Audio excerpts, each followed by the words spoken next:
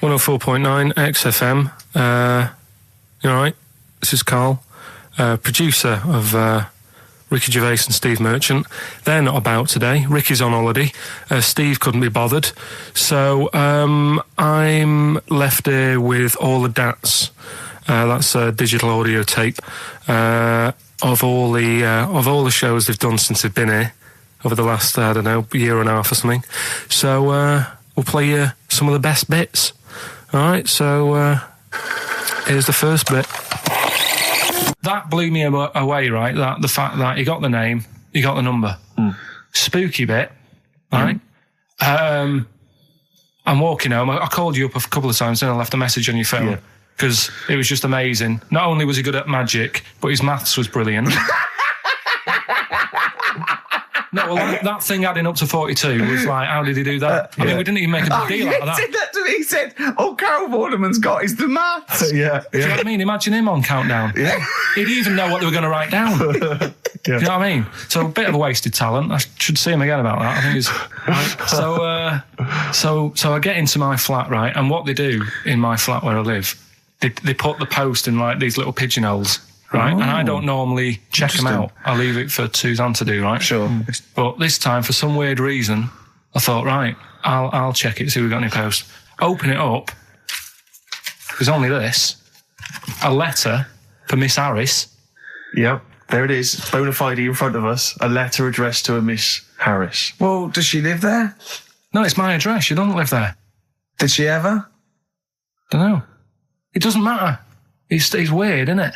But we've never had. Normally, I think there was a guy who lived there called Yaki Shoki. Mr. 42. It was definitely wasn't an Harris, right? This is the first time we've had a letter for this woman. Yes. Right. But what are you claiming? Because Darren Brown himself admits that it is not paranormal, it is not supernatural, it is a trick. It's a trick. Is it? But he would say that, wouldn't he? Hitler said that. Play a record. Well, can we open this? No! It's illegal! No, but I'm thinking if it's a birthday card for someone's like 42nd birthday. Right, you can't open that letter. Go and put it back, or you cannot open that letter. Why not? You can't open someone else's mail because you think Darren Brown's supernatural. What if we steamed it open and then resealed it? No one would know. It's only a letter. You can't. You can, but I don't want any part of it. Carl, I think you should open it. No, you open it. I'm not opening it. It's against the law. You should open it, though. We won't open it then. They won't send you to prison. Forget it. You'll get off. Cure? Yeah. Bit of cure? There's no cure, no. I'm looking... Well, I'm tempted to open it. Well, do you want to, Steve? There you go. No, I'm not going to open it, but I think you should, definitely. 6 Different Ways by The Cure from the album The Head on the Door. We've enjoyed that. The Head on the Door, Carl. Ooh, bit of a coincidence. Spooky, isn't it? It was only 4 weeks ago you were talking about a head and a door. Exactly. Has the door got a number on it? 42. Oh, dear. So we're not opening it? No. Well, I can't open it because as the producer, right? Oh, yeah, because your standing in society is such that they'd make a real example of you. A producer of a tin pot radio show once a week. Yeah, he should know better. He can press buttons and talk at the same time. Sending down. But they wouldn't try you in an adult court. You would get away. You would get away with it. Just they'd hear you speaking for a little while, and the judge would end up squeezing your head and letting you off. It'd be like those people who train monkeys to break in. Do you remember down in South London? We talked about it in the past, and they were going around robbing stuff, and they trained them to do it. Yeah, I don't think those monkeys would have got in trouble. It would have been the keepers. So, I think XFM would probably take the rap. Will you open it?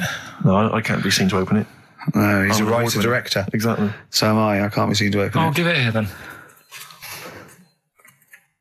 Right, I'm having no part of this. That's against the law, but... Right, I'm having no part of it. Open it. Come on, you've started now. Right. The thing is, right, if it's important, we can say maybe she's listening. But do you need the stress? What it could be anything. What are you going to say? We're going to say, oh, and if you are listening, Mrs. Harris, you have got gonorrhea. Call the clinic. Do you know what I mean? It could be anything. Oh dear. Oh well, I think my talk did well. Well, what is it? Is the number 42 on there? What is it? Can you say? Be careful. What? Let me see what it is. What is it? Dear Sir, Madam, your periodical dental inspection is now due. Would you kindly contact the surgery to make an appointment? Harris, Mrs. Harris, if you're listening, your periodical dental inspection is now due. You might want to contact the dental surgeon that you normally go to. She could have a faulty tooth.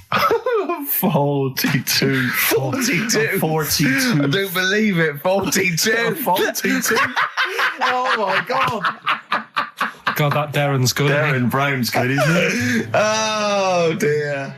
Ooh, those boys can rock there. That's the Guns with All Their Roses and Sweet Child of Mine. On XFM 104.9. I enjoyed that. Yeah. That was good. It rocks. I hope the audience was playing it loud like us. Yeah.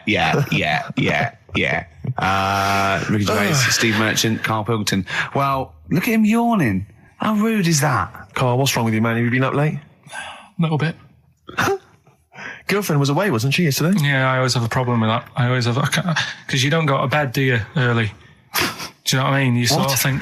I just always find that thing that if, you're used to living with someone... Yeah. One of you will go, let's go to bed, then you'll go, all right.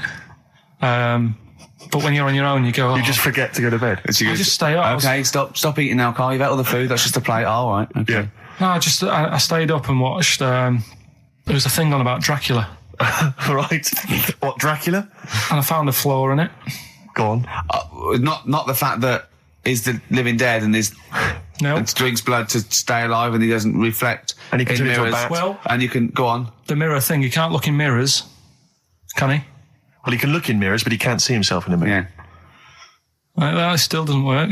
Go on. It doesn't work at all, Carl. It doesn't work at all. Go on. Well, centre parting's always really neat. His centre parting's always really how does he do it if he can't look in the mirror?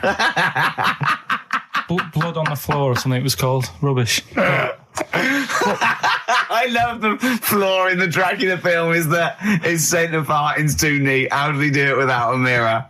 Oh. Was it a documentary about Dracula? No, yeah, there was the real Dracula. Yeah, the real Dracula. It's just a film. It had blood on the floor or something. It's called. Yeah. It's rubbish. We had a little lunch yesterday, didn't we? We did indeed. That was a nightmare. Yeah. I hate going out with you two. I was explaining to Carl, right? I like to excite Carl's imagination, right? And if it involves chimps or monkeys, all the better. Brains he likes, parts of the body, deformity. I know where to, what buttons to push. And I told him about this thing. I don't know if any of you out there know about this, but there's an experiment they did in the 50s, a clinical psychology experiment where there's your two hemispheres of the brain, okay? They're joined by a thing called the corpus callosum, right? Which is just a little flap of skin, like a little scarlet lead that joins your two hemispheres. And what they did, they cut that in half, and they thought it was a cure for schizophrenia, but what it turned out to be, or epilepsy, I think, I can't remember, was that your two sides of your brains didn't function together. You couldn't get information. I was telling Carl all this thing, and one of the things I told him was that they did it on a monkey, and it fought itself over a nut. Like its right arm was connected, by its left lobe of the brain, and it was fighting over itself. And Carl went, instead of thinking this is amazing experiment, he went, would it have been happy if you'd given it two nuts? Yeah, I know. Well, you started off by explaining it. I remember you mentioned, because I was watching the two of you as you were describing it to me, you said, of course, one side of the brain deals with symbolism. And as you said the word symbolism, I noticed Carl drift away from looking at you, pick up his mobile phone and start pressing buttons randomly. And I thought it was the word symbolism that got him. And I noticed you took you just a moment longer. And I think the first thing you said was, when did I lose you? Yeah, I knew I'd lost him. It's extraordinary. And he doesn't even try to disguise it. I said nomenclature at one point as well. Right, yeah. And I knew I was dicey with death there. Yeah. But, but I told you tried to look it up, didn't you, on the web? You didn't find anything about it, did you? The spelling of it's, what is it again? What's the word? Corpus callosum. Yeah, so I couldn't do it. No, it's no point. Yeah. Don't bother. Give up. Don't bother. Give up. So if anyone knows any interesting facts about that, but yours hasn't been cut in half, has it, Carl? That would again might explain something. I'll tell you what we will be talking about later. I don't know if you're sort of aware of them, Steve. Go on. Bonobos. Oh, I don't know much about bonobos. I told him about he was looking for stuff. I said, put in bonobo. He was having no luck with chimp.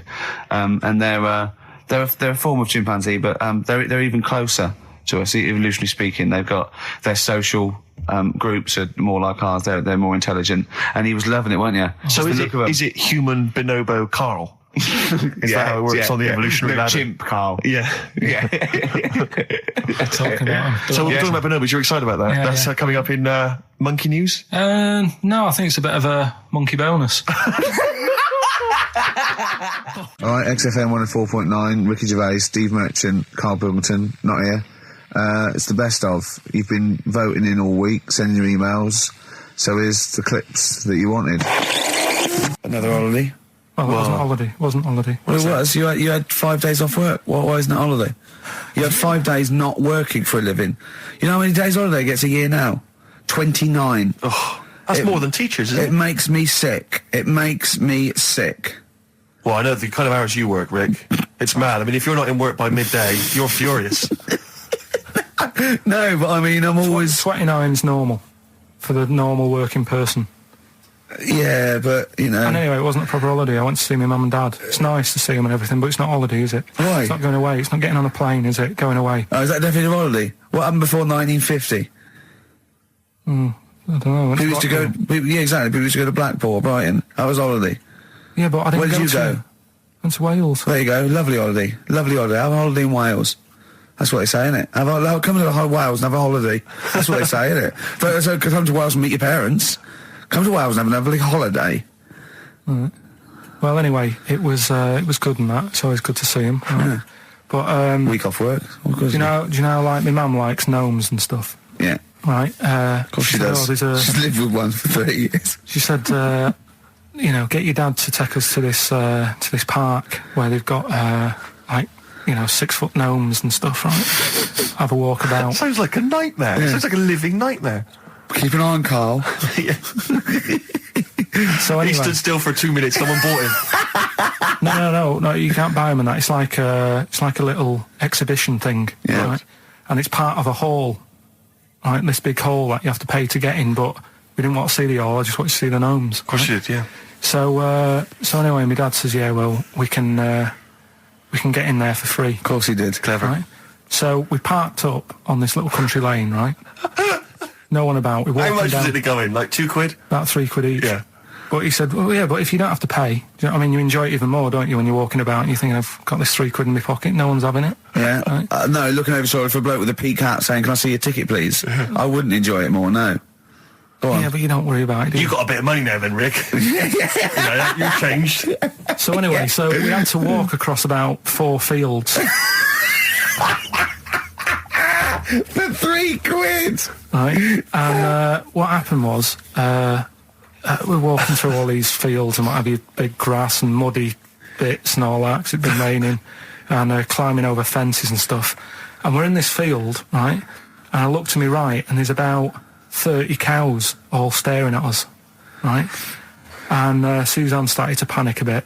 She said, we shouldn't be here. Dad says, of course we can. We're allowed to go wherever we want. You know, all this land, it's Rambler's rights and all that stuff. Yeah.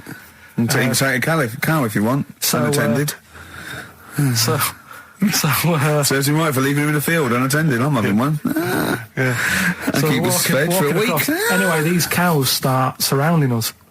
Surrounding us. And, oh, brilliant. Oh, no. Face off. And Suzanne's panicking, going, this isn't right.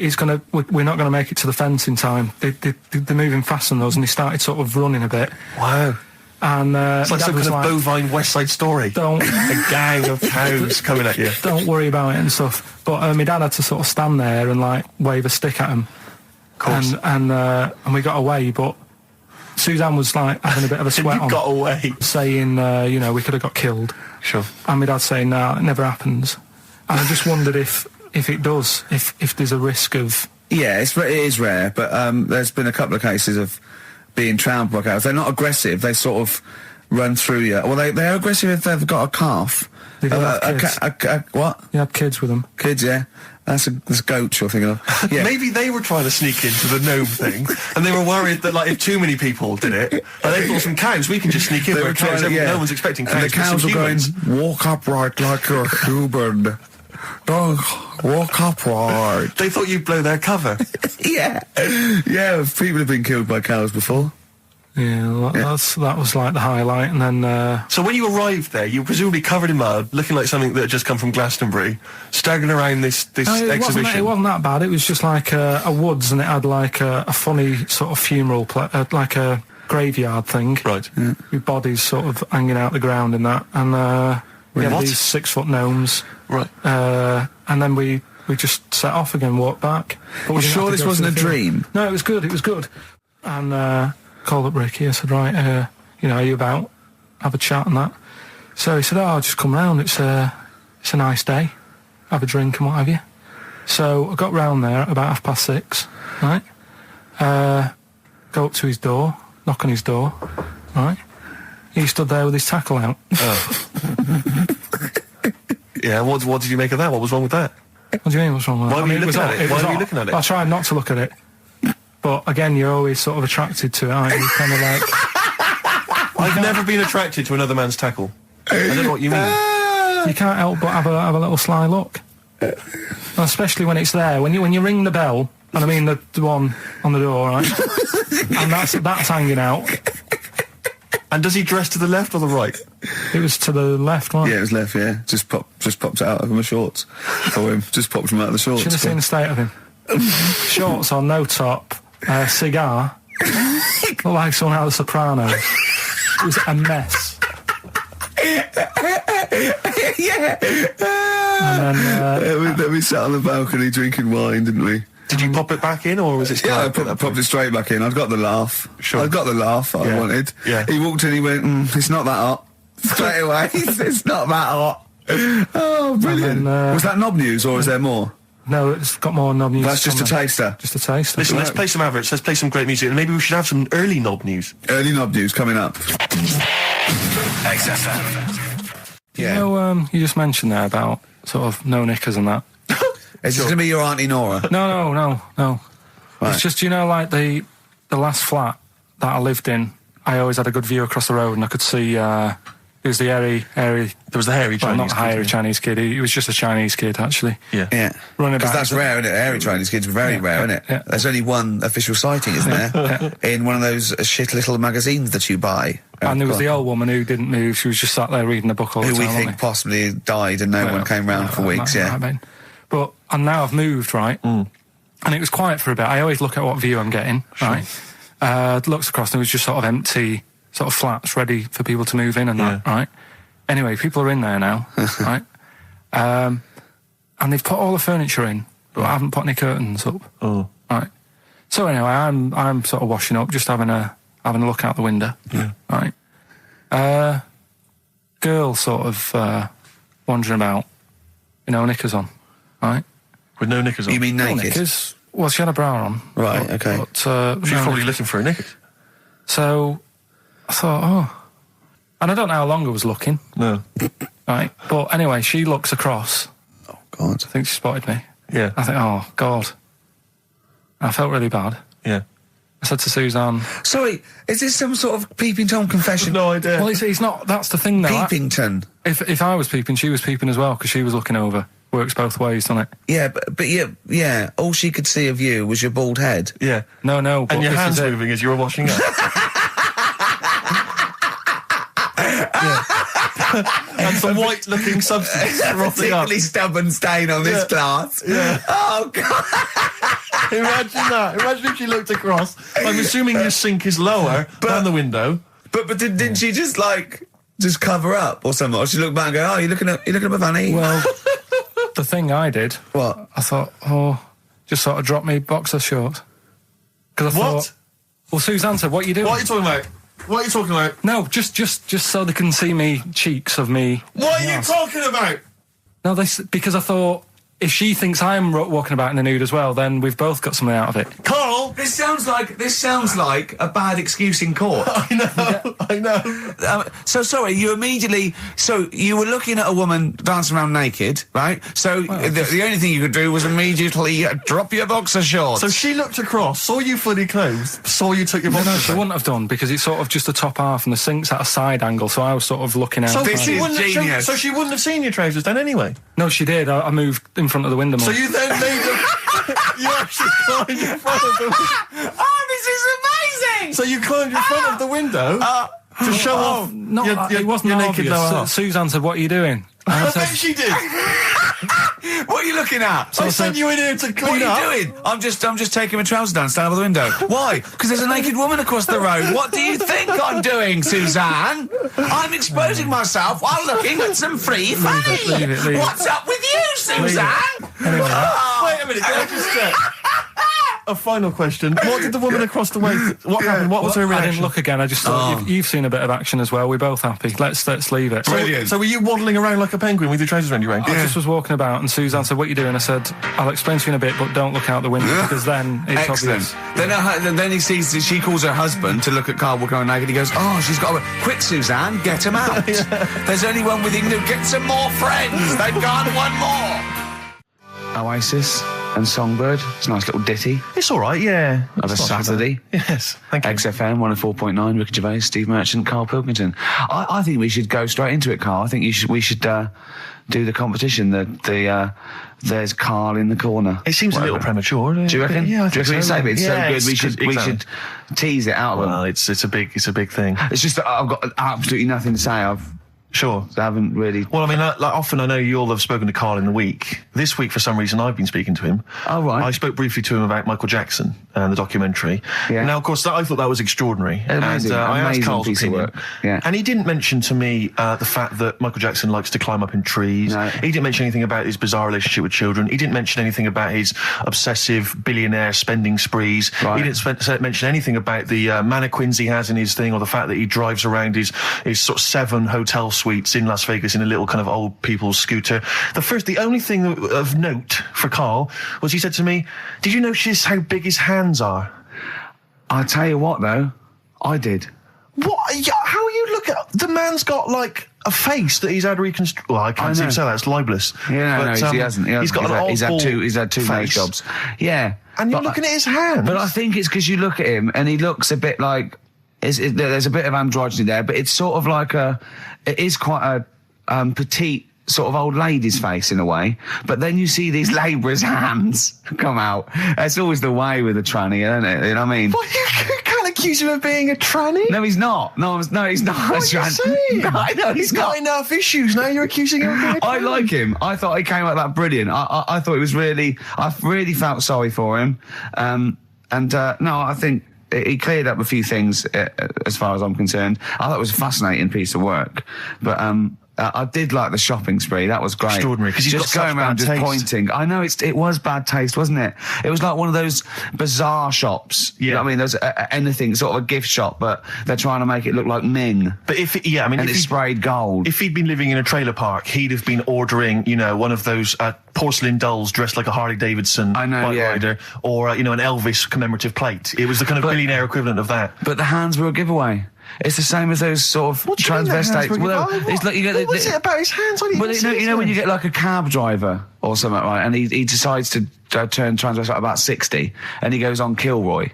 Do you know what I mean? That way, he got a twin set of pearls, and he goes, "I've never felt so comfortable." But his hands are still big. He's got a little wig, and he's got the lipstick on, and he's with his teenage kids who are going, "Kill me." Do you think he's been having surgery on his hands to make them larger? Bigger, yeah. Is that why he was wearing that glove through most of the Exactly, but I think he wants to be a goalkeeper. Right. And they said, you can't, Michael, you got a big hands. It would help him climb the trees. Yeah. And he can play tennis now without a racket. Yeah. So what did you make of it, Karl? Were you intrigued? The Michael Jackson thing. It's, it was all right. The brilliant Blur, Out of Time on XFM 104.9. One of my favourite singles of the year, and that's another thing. We'll be playing our favourite singles of the year, as well as our favourite clips of our own show. Rick, I imagine if people have got a bit of Christmas money, they're wondering what they can spend it on. Office DVD. Well, other than that, these guys have got some ideas. What, adverts? Brilliant. Good to hear that again. It's fantastic. Waiting on a Friend by the Rolling Stones. Yeah? Go on then, Karl. On XFM 104.9, Ricky Gervais, Steve Merchant, Karl Pilkington. Go on. Right, this one. Remember Blockbusters? Uh-huh. Right, this one is good, and we'll do this one. Rockbusters. And remember how Bob Holness used to give you a letter? Yeah. And it'd give you a question, and the answer to that question is that letter. Yes. Right, well, it works like that. So if I said to you, we'll test it out on you, Steve, right? Right, welcome to the show and that. Hello. Let's play, right? And I say, right, your first one is W. And the cryptic clue, because it's done like crosswords. Okay. So not quite like Blockbusters. Well, this young man prepared for his death. And it's a W, so the answer. And it's not always going to be like our sort of music, it can be any sort of music that's out there. So the W is the name of the answer. I understand that, but is the answer always the band name, or is it? Yeah. It's always the band name, is it, or the artist? Yeah. And so would the W be the surname, or would you have both the initials if it was someone's name? Would Elvis Presley be EP? Don't get annoyed, Carl. These are questions that I knew would be asked. I know this. You tested it on me, so you've got to tell them. We need to know point. the rules. If it was Elvis, I'd probably do E. No. Give him the answer. Give him the answer. Did you hear the clue? No, give me the clue again then. So the letter is It W. is a cryptic clue, and the clue's fine. Listen, and the clue is, this young man prepared for his death. This young man prepared for his death. Yeah. This young man prepared for his death. And it's a W, and it's his first name.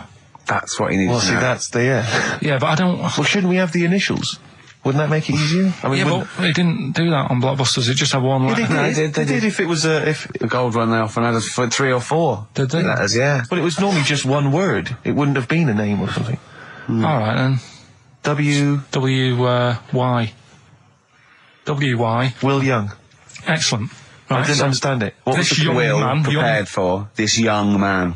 So he's sort of mixed sort of cryptic. Yeah. But I mean, you know, that's a good effort. That's better than usual. No, that is better than It's usual. not bad, is it? So do you want to play? Let's play Rockbusters. Yeah, Rockbusters. Alright. Sam, Hello. is it sounding alright today? It is. It's just about. Right, cheers. That is worse. Right, then. Yeah. And so we've got Sam on the line. Who else have we got there? So we've got Tim as well, haven't we? Hello. Alright, Tim. Tim and Sam. Right, You sound quite similar, lads. Could one of you affect an accent or something? Which one's Tim? Yeah, it's me. Okay, which one's Sam? It's Sam. That's slightly deeper. Slightly deeper. yeah. And they're not against the clock anyway, are they? So it doesn't really matter. I suppose not. So I think Steve just wanted a bit of variety. Okay. You understand the rule, lads? Could you explain them to us? Right, play it. Okay. Hang on, wait. Well, let me explain, because I mean, life is too short. Now, Carl's going to read out, say 3 clues, yeah, and just shout your own name and answer it, or shout the answer. Shout your own name, then the answer if you know it. And it's the person who gets the most right. Okay. Is that all right? Yeah. So, Here we go then. okay then. So Shouldn't it be the first to 3? Well, yeah, but then he hasn't got. I've got enough. It's fine. You've got enough clues for that. Right then, here we go. Welcome to the show. Oh God. Right. The first initials ST. Right. Is that right? ST. Well, I don't know. Oh, we don't know, do we? How do we know? Here we go. ST, and the cryptic clue is better than the average homeless person. Okay? Sorry, I think, is that a band? Yeah. Is it an old band? Yeah. I think that's one word. All right then. S. It's an old 70s band. Better than the average homeless person. Tim? Go on. Supertramp. Yes. Supertramp Well it done. is. Yeah. Well done. 1 point to I have you, no idea Tim. why that's right, by the way. You don't know. You don't understand why it's right. He's a super tramp. Oh, right. Better than the average homeless cryptic, person. yeah. Yeah, cryptic. Yeah. Okay, second one. Come on, Sam, you got. That's actually quite good for Carl. Trust me, Tim. I mean, take that as a good clue. Because, yeah, okay. We won't do this again.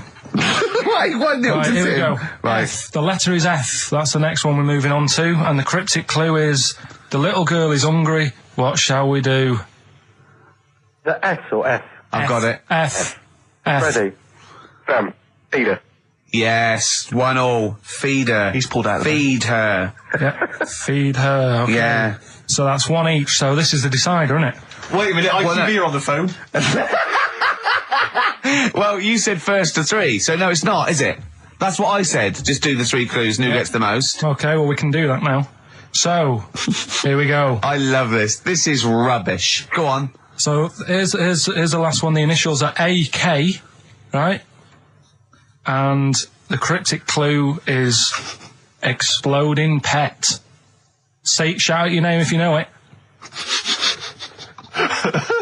Last orders at the bar, please. Last orders at the bar. Exploding pet. AK. You're tuned to XFM 104.9, Karl Pilkington's quiz, Rockbusters. The format is still available. The highest bidder, please give us a call, or you can email ricky.gervais@xfm.co.uk. Is it a band or a singer? I'll give you a bit more of a clue. It's a pop band. Okay, we wouldn't. No, Tommy Kissam. Yes. Hey. Oh, this is amazing radio. So who was that won? That was Sam who won. So it's 2-1 to Sam. So he wins. What does he win, Karl? He wins some CDs and some videos. No, he's got obviously now, Sam, if you're ready, take the spot. You're going to do the gold run. Away you go, Karl. I haven't got any more. You're a fool. Right, stay on the line. We're giving both some presents. Play a record for. Rick, I'm going to shoot off. I can't do that. Well, listen, still to come, right? We've got the monkeys thing. Oh, chimpanzee that. And when I was out last Sunday, right, at Johnny's birthday party, Steve was there. Yeah. Got talking about stuff. And a debate that we didn't really finish cropped up. It blew your mind, didn't it? Amazing. Oh, I know about this. Steve told me. This is the infinite amount of monkeys. Or a monkey with a typewriter and an infinite amount of time would eventually come up with the works of Shakespeare. Yeah. There was no debate. It's a philosophical, mathematical problem. There's no debate. It's true. It wouldn't happen. No, listen, Karl, listen. Infinity sorts it all out for you, right? An infinite amount of monkeys at a typewriter, right? They do everything. They type everything. Infinity just sorts it all out for you. There's no getting to it and they're going, oh, well, let's have a look what they've done. This one's come close. Did Romeo and Juliet. It would do it all. It would type everything ever possible, conceivable. Yeah, but it's a mathematical. Well, we've heard your side of the argument, Rick. And I'll be honest with you, it's a persuasive one. But let's hear Karl, because he heard about this in a pub last week. Yeah, so what's your problem? What's your problem with it? What's your problem with it? Well, first of all, right, you're saying it's a load of monkeys. It's not just one monkey. It depends. That can live forever. No, wait. It's either a chimpanzee with a typewriter with an infinite amount of time. He would eventually, by definition, mathematically, type everything ever possible. Okay, or it's an infinite amount of chimps with typewriters, and one of them will type it first time. But already, that's not right. You either need to have what one do you mean? monkey. What? You mean employment laws? What do you mean it's not right? Let's hear him out, please. Okay. If it's one monkey, with a typewriter that's got loads of ink in it and that, right? At least it knows what it's done in the past. It's not. Keep going. Crime. If you've got a load of monkeys, it's like if you have too many. What's that saying about too many chefs? Too many chimps spoil the soup. Right. Well, it's the same thing. It's like, well, I didn't tell you to put salt in it. I was going to put salt in it, and it messes it up. Whereas if it's just one, they know what's gone on. So what I'm saying is, just leave him go. I can't be bothered. I want to hear the rest. This blows my mind. He doesn't know what this does to me. It's a mathematical problem. I want to hear the rest. Well, I just don't think it will happen. What do you mean you don't think it'll happen? Infinity works it out for you, by definition. Well, what's stopping them typing the same thing again? They would.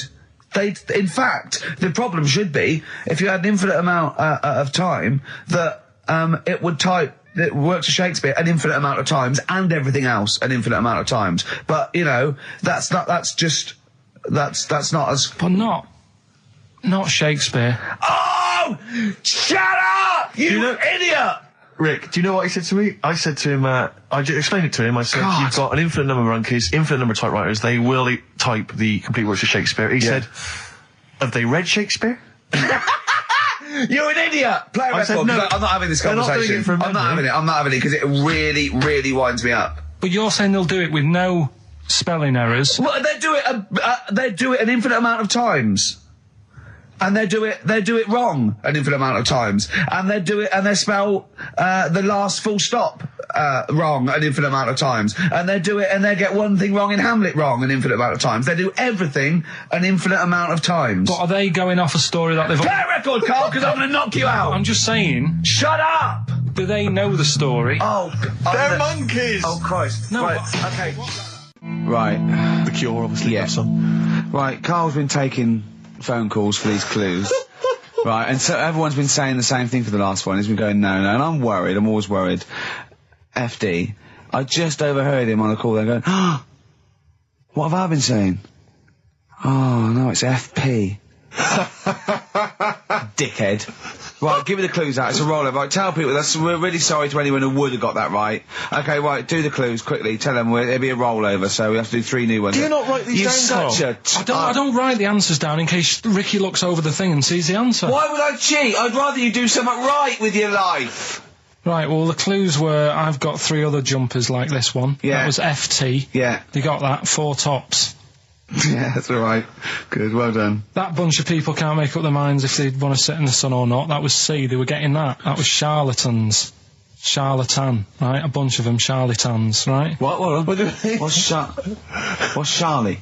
No, it's like, shall I go out? Shall we? Charlatans. They got it, right? Where I went wrong with this one, the Jamaican fella, he had to have some aspirin. Why? It's my fault, you know, I'm not cutting, there's no point passing the buck or anything. I said FD, a lot of people were saying, Fred Durst, like, forehead hurts, which is a good one. Yeah, which would have been as good as any of yours. But I made an error, so we'll roll it over. No. What is the answer? What is the answer? Over. Jamaican fella what? Add some aspirin, why do that? What's the thing? FP, it was Frida Payne. Frida Payne. Frida Payne. That's awful. Carl, you've got to write these down next week. I'm sorry, you're the producer. I know, but I've had a busy week, haven't I? That's not an excuse. That isn't an excuse. Our excuse is we don't care. Yeah. You do put care. the work in and then make a mistake. Yeah. It's better not to try than try your hardest and be rubbish.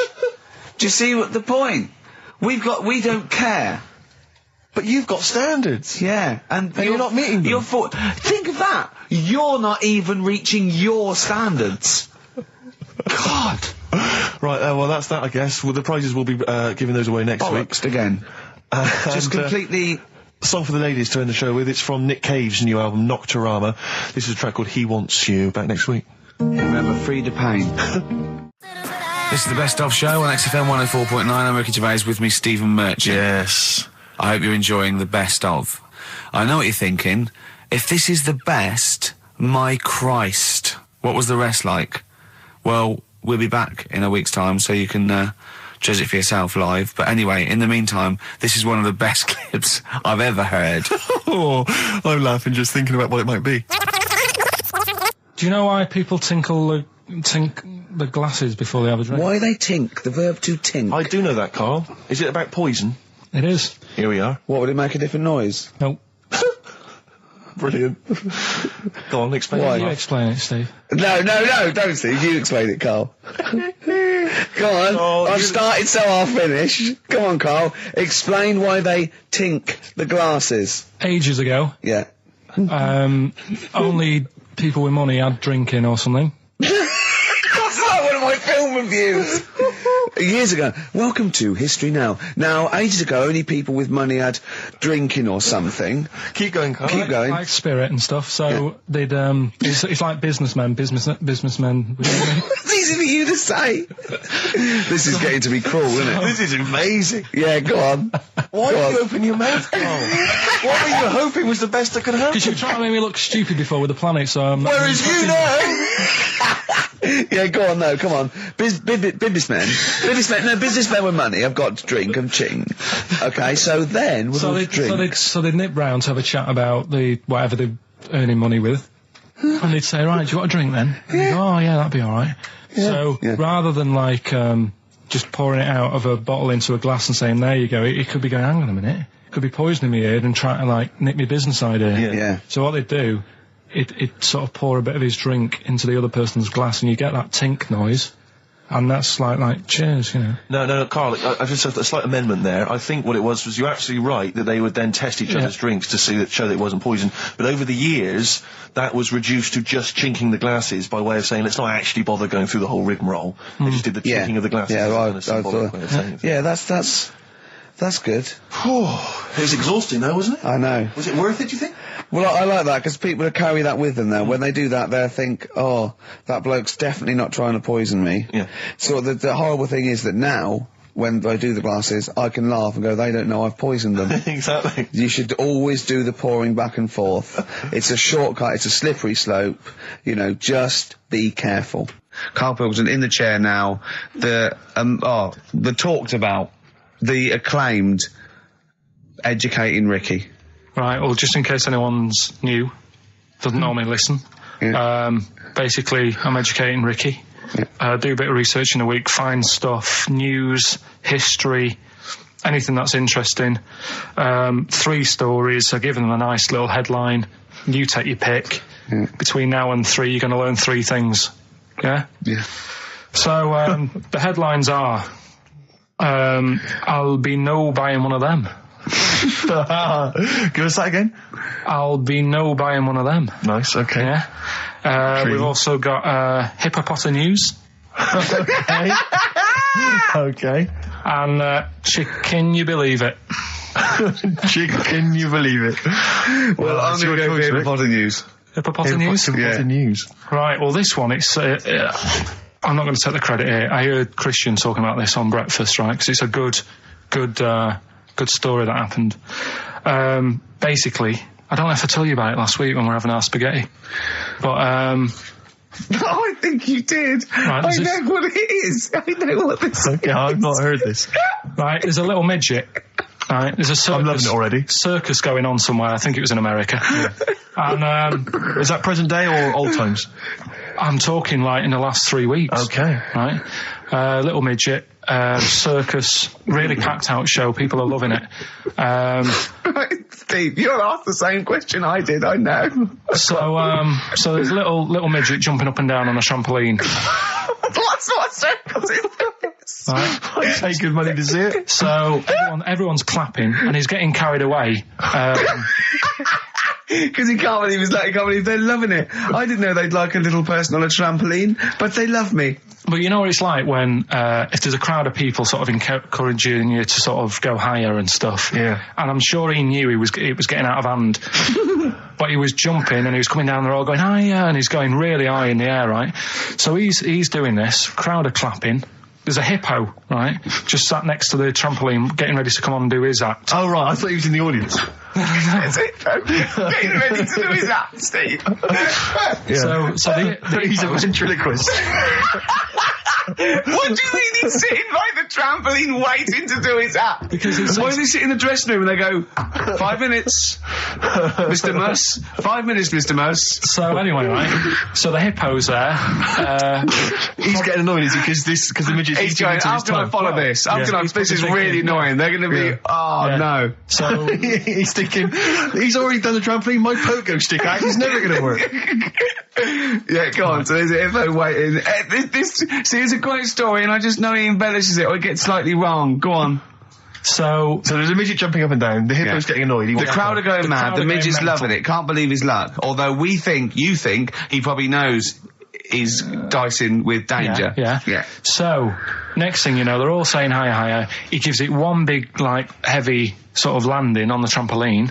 Goes really high, but goes off at a funny angle. Oh, hypotenuse. Okay. Yeah. And sort of flies up. Hypotenuse! Sure. Flies off at a funny angle. Ooh, Hippo's there, swallows him whole. Crowd are clapping, thinking that's why the hippo was waiting there. Rubbish. Rubbish. It's not rubbish, though. But no, maybe there was an accident in a circus with a midget and a hippo, but at no point was this hippo waiting to go on, going, come on. The midget flew off at hypotenuse and landed in the hippo's mouth and was swallowed whole. This is what you embellish it. That is great. And I have to say, though, Rick, when I heard midget, trampoline, hippopotamus, I was thinking accident waiting to happen. Yeah. So... Yeah, maybe. I mean, it is that you should never put those three together. Never. It's a recipe for disaster. Everyone knows that. Midget, trampoline, hippopotamus. Are you mental? You're asking for trouble.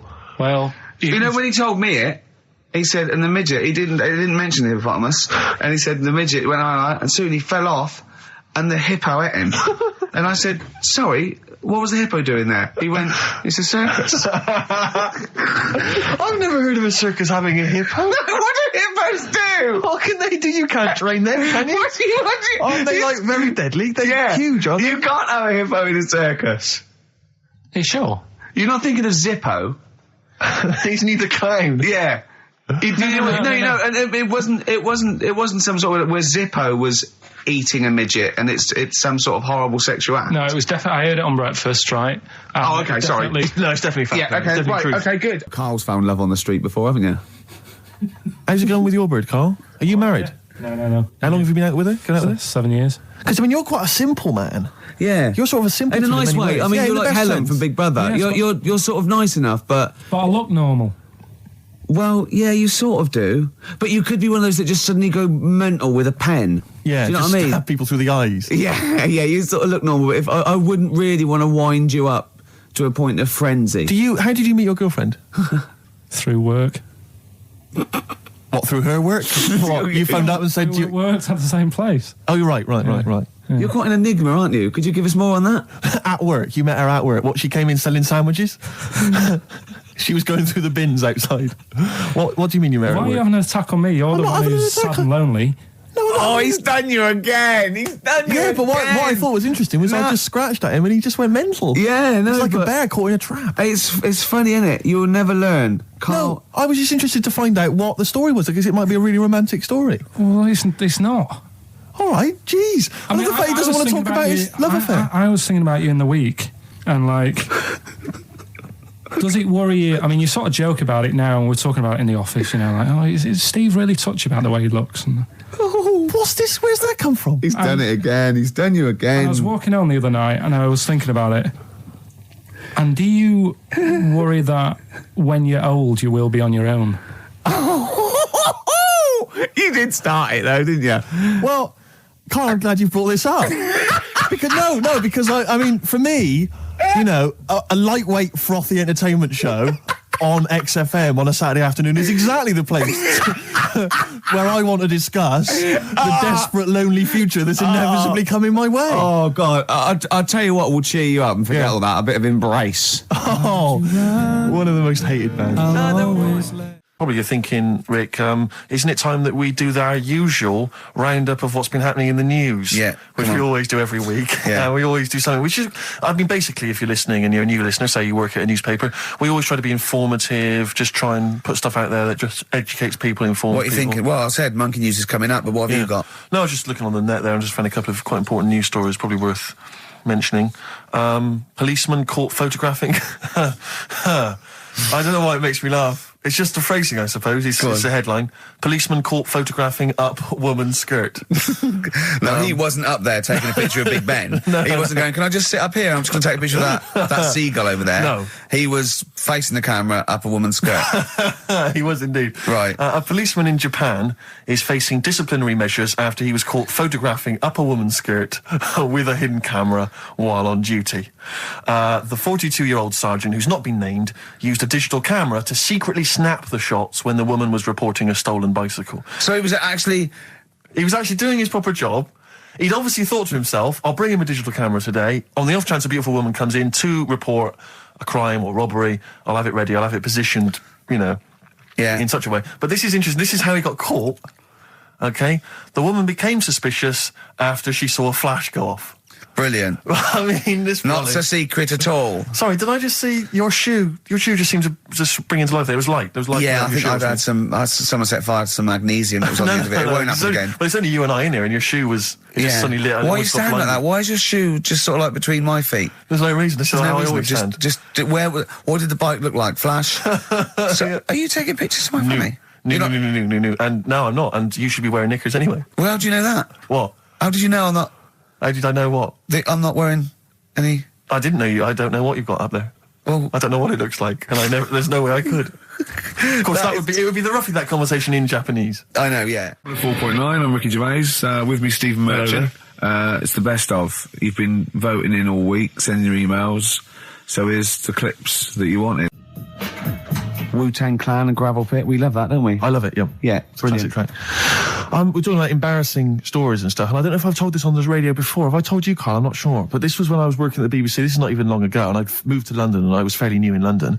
And I was working at the BBC, and I had this BBC hire car, and I've never told it. If there's anyone listening who works for the BBC, I don't know if I can still get in trouble for it. But this BBC hire car, and it was like I'd been ferrying kind of actors and people and production people around all day in this car. And I was driving back, it was quite late, it was about sort of 7 or 8, and I was driving back, and I pulled in to get some petrol to fill up the car every day.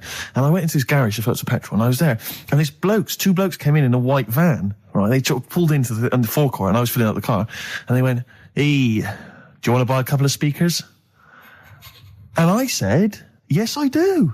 Yeah. Because I'll tell you the reason. It was like I was so flattered that they thought I'd be the kind of bloke who would A, need some kind of classy speakers, and B, would like to buy them on the sly. Do you know what I mean? Yeah. I thought, they like the They've seen me. They've seen I look a bit of a hustler. Exactly. Yeah. I'm a street sort of guy. You can see by the way I use my walk. Exactly. Yeah. So I couldn't believe my luck. So they drove behind the garage, the little sort of garage bit at the back, and I went round there, sort of casually went round there, sort of locked the car, went round there.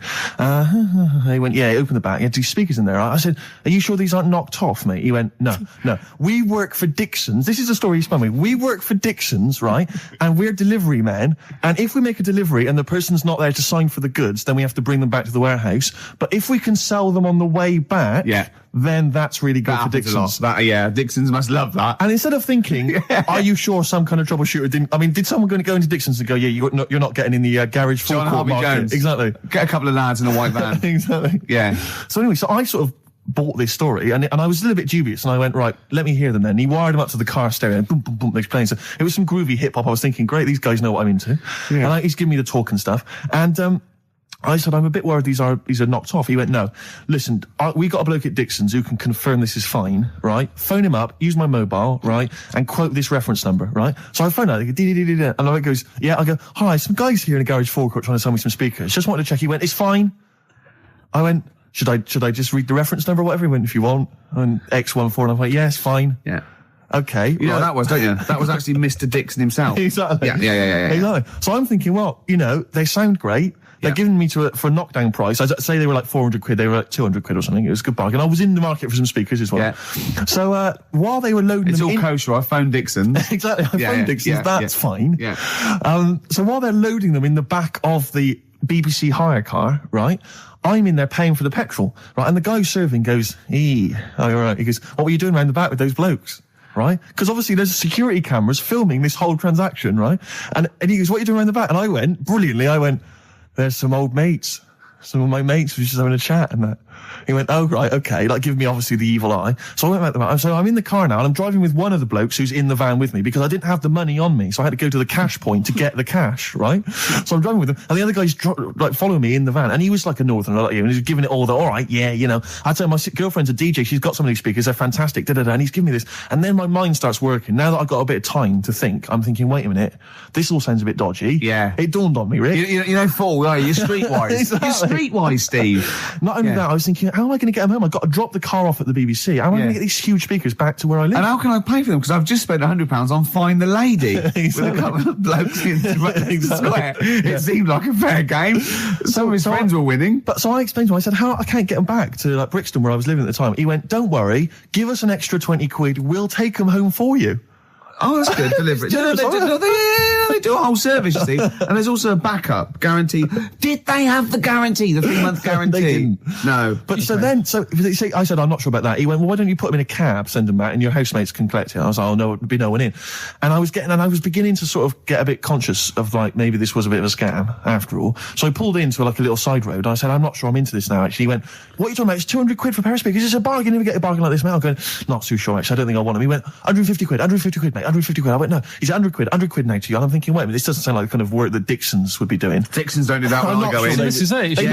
Dixon's never negotiate in that way. When I go there, look around and I leave, they go, where are you going? Exactly. I go, we'll have anything then. Have anything for a quid. I stopped the car and the white van pulled up behind me with his mates in. Sure. And And I said, can you get them out? I'm not interested. And he went, 100 quid, mate. Oh, you, and he was just going, you tosser, you obviously want some speakers. And he was having a go at me. So I was carrying the speakers out and putting them back in the white van. And he was just shouting at me. He was going, 70 quid. I was like, 70 quid from 200? This is ludicrous. You realise that wasn't Dixon's policy then. Exactly. They don't usually shout you tosser as you leave the shop and walk down Camden High Street. They're not usually shouting you tosser. You should have took the offer of like the monthly payments they've got on at the moment. So I eventually put them in there, and I sort of knocked the deal on the head, and I got back in my car, and they were in theirs, and I just looked in the rearview mirror, and they were punching the dashboard, like with aggression and venom, like we let that deal slip through our fingers. And I've never been so terrified in my life. I just sat there, and I was just thinking, oh my God, all I was thinking now is, what if I go back to the BBC, and they go, we've had a call from the police, the man at the garage, he saw you doing a dodgy deal. I love it. Yeah. Well, what you do is you put the hire car in a drain in your front garden, and then go in and out of the toilet, just pouring bleach down, or Ajax, and they never know. One of my uncles, right, Tattoo Stan, he's just caked in them. Tattoos. Right. I don't think he's my proper uncle, but he's just like my dad's got Tattoo Stan. No, my dad's that's a province in Russia, isn't it? My dad's got loads of mates who. When you say he's not your proper uncle, do you know, like when someone comes around, you're all right, Uncle Stan. Yeah. Do you know what I mean? And there was my dad had loads of mates like that. There was John the Screw. Right. So he either works in a prison or he likes to have sex. Cab driver. Okay. There was Jimmy the Hat. I don't know where he Jimmy the Hat? Yeah. And, did he wear a hat? No. There was Fred the Veg. You sure he wasn't a relative? Sorry. Fred the Veg used to get us like big bags of potatoes and that. Fred Veg, okay. And there was Tattoo Stan. Right. And he was just caked in them. And I used to always look at him thinking, why have you done that? I must have only been like, 6 I or suppose 7. if you're born with a name like Tattoo Stan, exactly, you're destined, aren't you? Were really? they like a 1950s gang? I'm worried about doing a bank job. What was his name? The Hat. What was his name? Jimmy the Hat. I'm worried about Jimmy the Hat. Yeah, not having a hat. I don't understand it. Are you sure he didn't have a hat? Not when I met him. Did he ever wear a hat? I didn't see him that much. Do you think it was a joke, like, when your mate's sort of like, 8 foot and huge, you call him Little John or Tiny? Do you think the fact that he never wore a hat? Yeah, they went, hold on, I've noticed something about Jim. Go on. No hat. And I go, oh, true, let's call him Jim the Hat. Jim the Hat, yeah. But my Uncle Stan, he had like loads of them. He did them himself. Oh dear! And it was always that thing. God. What was it? Things like he had like the cross cut here, made in Britain. And if you're going to do them yourself, I'd say at least make sure you're sort of a good drawer. Yeah, and don't do it in the mirror so it comes out backwards. Well, that was the other thing. But like, I remember he did. Names are all right. He had like all his kids' names down his arm. And, what are they called? Yeah. Oh, God, it's Tattoo Stan Jr. Yeah. And Paul shits the bed. I'm trying to. Wabbai Kate. Yeah. But he had, Frankie never amounts to anything. Oh God! So he had like Johnny, I don't think he's mine. So he did all this. I don't even know why I'm telling you about tattoos. No, nor do I, Carl. Right, there was this. This is what it's like about getting presents and stuff, right? With my mum and dad. Go on. My mate Colin, right? No, Colin Bailey. Oh, right? Yeah. He had a little Sinclair Spectrum, right? Yeah. Computer, which was like the thing to have at that time, right? Yeah. You used to always go round to his house. The deal was not the one you had to play through the window because you weren't allowed. No, that's another lad. Oh right? yeah. This is a different lad, and the deal was, he came to our house, and my mum gave him a pie. And then I'd go round to his, and I'd stay there for a few hours playing, Hungry Horace and stuff like that on it. Sure. Right? Now, my mum and dad knew that I really wanted one of these computers, right? So I waited about a year. Came round to Christmas Day. I thought, I reckon might have one. Turned out, they bought me the wrong one. They bought me a ZX81 instead of a Spectrum, right? And Christmas Day, I'm there trying to load the games up. It's not working. I'm thinking, what's wrong, right? And the thing with me, when I was a kid, I used to get quite sort of agitated. This is the moment, right? I found out that it needed a RAM pack to make it work, right? Looking in the thing, and it's saying, and make sure you put your RAM pack in the back. And I was like, oh, where's the RAM pack? And my dad's going, I don't know. I've got you the main bit. That's it. So I was that wound up, I just was sick. Right? Just sick. I didn't feel sick or anything. I just was like, oh God. Went to the sink, just sick. Because I was that on edge about it. I said, come on, we've got to get one. And my dad's like, Tandy's shut. We're not gonna get anything today. Ruined again, Christmas Day. That was after the year when my train set got blown up by our kid. The following year, no RAM pack. And now you ask me why don't I get good presents? He's scarred. He just I'm gonna die. Honestly, I'm gonna die. He's just screaming sick. Yeah. There's no RAM pack. What? Did you get to the bottom of it? Why wasn't there a RAM pack? You have to buy them separate. Oh, It's one of them okay. cons. What do you mean I can't play Frogger? Oh no. So, wasn't there another incident when you threw up? Spontaneously threw up? Through sheer anxiety? I do get it. It's not so much now because I've relaxed a bit, but as a kid I used to be quite on edge all the time with certain things. Do you think that's what happened to your The cat wind. that kept being sick? That it didn't get the food it wanted? And it just threw up? Do you remember that? Yeah. God, so they shaved it. It's Michael Stipe and his boys from Rapid Eye Movement. Bad day, I hope you're not having a bad day. It's Saturday, it's 1:05. I'm Ricky Gervais, with me Steve Merchant and Karl Pilkington on XFM 104.9. Big up and a big thank you to Alex Zane for the last 3 hours. I could do How long it. could you keep going with That's that? it. That's it? That is it. Because you see, Alex Zane, we came in while he was doing his last link, and he's an absolute pro. He really is. I was watching him, and he was, at home, you probably think that he's giving you his full attention. He's not. He was looking through a listings magazine, probably figuring out what movie or theatre piece he's going to check out, with a lady later. Yeah. Probably going to cruise down there with a couple of, chicks. And he really is an absolute pro. Yeah. Looking at you, Ricky, and it's you can sustain it for a while. Yeah. You're a talented performer, but it's sort of, I don't know what it is. Is it concentration with you? It just ebbs away almost instantly. And you try and do 2 things, 3 things at once, but normally on air, that's you eating, taking fluff out of your belly button. I never once, when we were on the set, we were filming The Office, and I'm trying to put off actors, just coming up ways, instead of like memory lines, coming up ways to sort of ruin the shot or make them laugh. And you came out and went, Rick, it's like having your own TV show isn't interesting enough for you. Yeah. Just concentrate, it's lunch in an hour. Yeah. I went, yeah, all right. Well, the radio show even less so. I mean, yeah, you really I know. can't be bored. How long do you think your interest you sustain your interest? I came on in too early because I got bored just before we came on air. Sure, okay. I came in too early. I got to stop getting the cabs so early. Yeah, so you're bored now. I think I've got to get here about 5 to 1, and then I think that'll last me till about 1:30. Again, as he was saying that, he's not giving you his attention. He was kind of leaning back. He's put his feet I've up got now to on be the comfortable, desk. haven't I? And this CD rack's in the way. Sure. Well, you get yourself comfortable now. Get yourself settled. And then sort of... Because a lot of people will move the... There's the microphone moving Yeah, I now. That's know. the squeaking going on. I've broken You've the broken the CD. CD rack. You could actually, of course, you could move the CD rack by getting up and moving it. No, that's too much effort. You've got to try and do that whilst angled on the seat. I'm nearly laying down. It's almost horizontal. It's the most you can get. Well, I'll tell you what.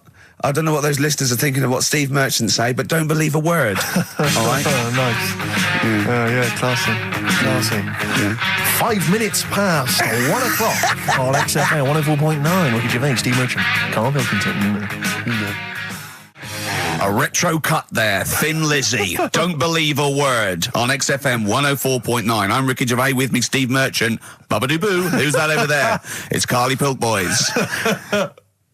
You all right, Carl? Oh, that's clever. How you doing? Yeah, I'm all right. Yeah. Yeah, come on, up, bigger bagadoo, up, yeah? Project. There's people out there wanting to, cheer up their Saturday afternoon. We're the boys for it, yeah? We're like quick fitters. Come on. All right, Carl? Yeah. Come on. I'm all right. I'm up for it. That's it. This is the height of excitement. This for is you. it, is it? That's This how is you you. sound when you're 100%. This is you excited. off your head, is it? High on life. Christ. What did Suzanne say about you saying about a big ass? Go on. She heard about it. Shall we recap Yeah. what happened last week? Well, the week before, he said that her haircut looked like Dave Hill from Slade. She didn't like that. So next week I said, she was a bit grumpy. He went, yeah, I didn't mention her fat ass. Still thinking that she would never hear about this. Yeah. What happened when you went home? She heard about that off a mate, Yeah. and we sorted it out. Didn't have to buy her anything. I just sort of said, come on, you know what the show's about and that. Stop moaning. Yeah. Right. That was all right until about Thursday, when I was reading about, do you know, like they say there's like 2 worlds and that, and whatever I'm doing now here, there's another one of me doing the same. Yeah. But, Well, no, he's probably taking some time off. He's probably having a week off. yeah. But I was just talking about that, and she was saying, nah, that doesn't happen. And I sort of said, well, they definitely won't have a haircut like yours. Right? And that sort of started the argument again. It's almost like you haven't learnt your lesson. Also, it's like you're talking about it again on air almost, in a way, so our mates could hear again. It's very short learning curve. You know, Carl, if there was if I cut a hole in a box and you knew there was an orange in there, right, and you put your hand in, would you be stuck there trying to get that orange out, do you think? Or would you just, like, let it go and sort of tip it upside down to get it out? What do you mean? I think that answers your question. Is that a cardboard box on your hand? So is there any other things you want to criticise Suzanne for while we're on air? Anything else? Anything that's been niggling that you feel you should get off your chest? The hair, the arse? Nah, leave it. Everything else is fine? Leave it. I think so. Okay. That's good. I think leave it.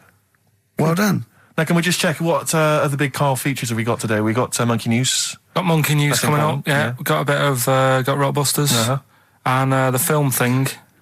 That still not got a name. The film thing. Just me and a film and that. And brilliant. This week we're digging out the old the one when I'm in One Flew Over the Cuckoo's Nest. Right, so you're going to make Jack an appearance. Nicholson, brilliant film. Yeah, brilliant film.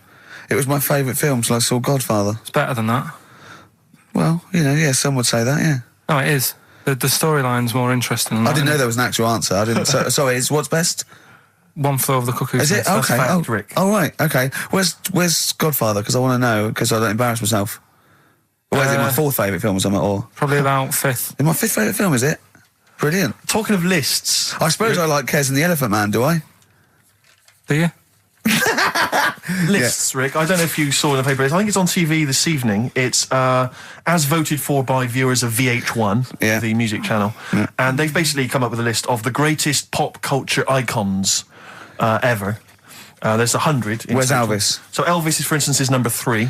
Jimmy Dean in there? James Dean is in there. I think he's a bit lower. Let me see. He's number 22. We got David Beckham at number 1. Oh, wow. Okay, well then, so Robbie Williams is in there, so it's British bias. Yeah, Robbie Williams is number 9. He's just below ABBA. Oh, okay. Number 8. But interestingly, this is of interest to you, I think. Number 66. Yeah. The Office. That's all right. Well, it is, Rick. It's nice that the show is in there, and that's a very flattering thing. I'll tell you what cheapens it. I'll tell you what undermines it. Yeah. The things that are lower in the list than the show. Oh, God. So we've beaten...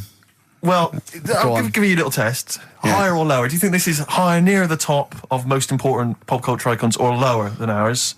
Okay, I'm going to give you Superman. Well, international, been around since the 30s, one of the biggest icons on the planet. I'll say higher. Lower. But, yeah. Ludicrous. Okay. Do you think higher or lower? Neil Armstrong, the first man on the moon. This guy's been to the moon. Well, I'd say lower then. Lower. Yeah. Yeah. But is that saying the people behind the rocket or just him? Because he just sat in it, didn't he? He just sat there, he didn't do anything. But it's the what icon. He's symbolic of. It's not how much work went into it. All right. A few others. What about things like Coca-Cola? Oh, no, they don't really count. It tends to be... so it's not... They don't feature. I mean, Mickey Mouse is in there. What do you reckon, Tom Cruise, higher or lower? Tom Cruise is the number 1 box office movie star in the world. Well, presumably lower. He's then. lower. He's number 81. Just about scraped in there. It really is a list drawn up by people who've just sat at home and looked along their video and book collection. Yeah. Office, that's good. Well, I think it is a reflection of that, but it's always the same that they you do an HMV poll and it's Pet Sounds, Revolver, Let's Get It On, Robbie Williams, Life Through a Lens. Exactly. Because it's it's the people that vote. It's a reflection of like those massive, you know, what's big at the moment.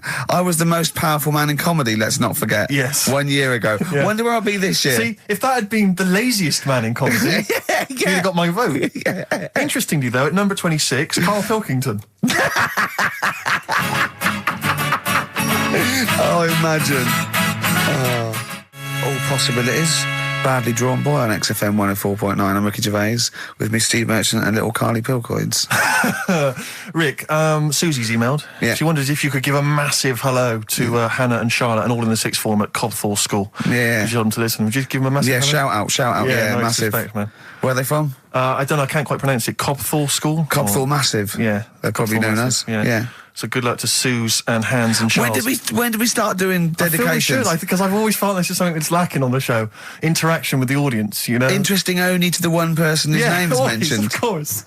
But that's how proper DJs fill up their time. They don't talk about monkeys and, you know, and all that kind of drivel. Oh, do you think monkeys are drivel, Carl?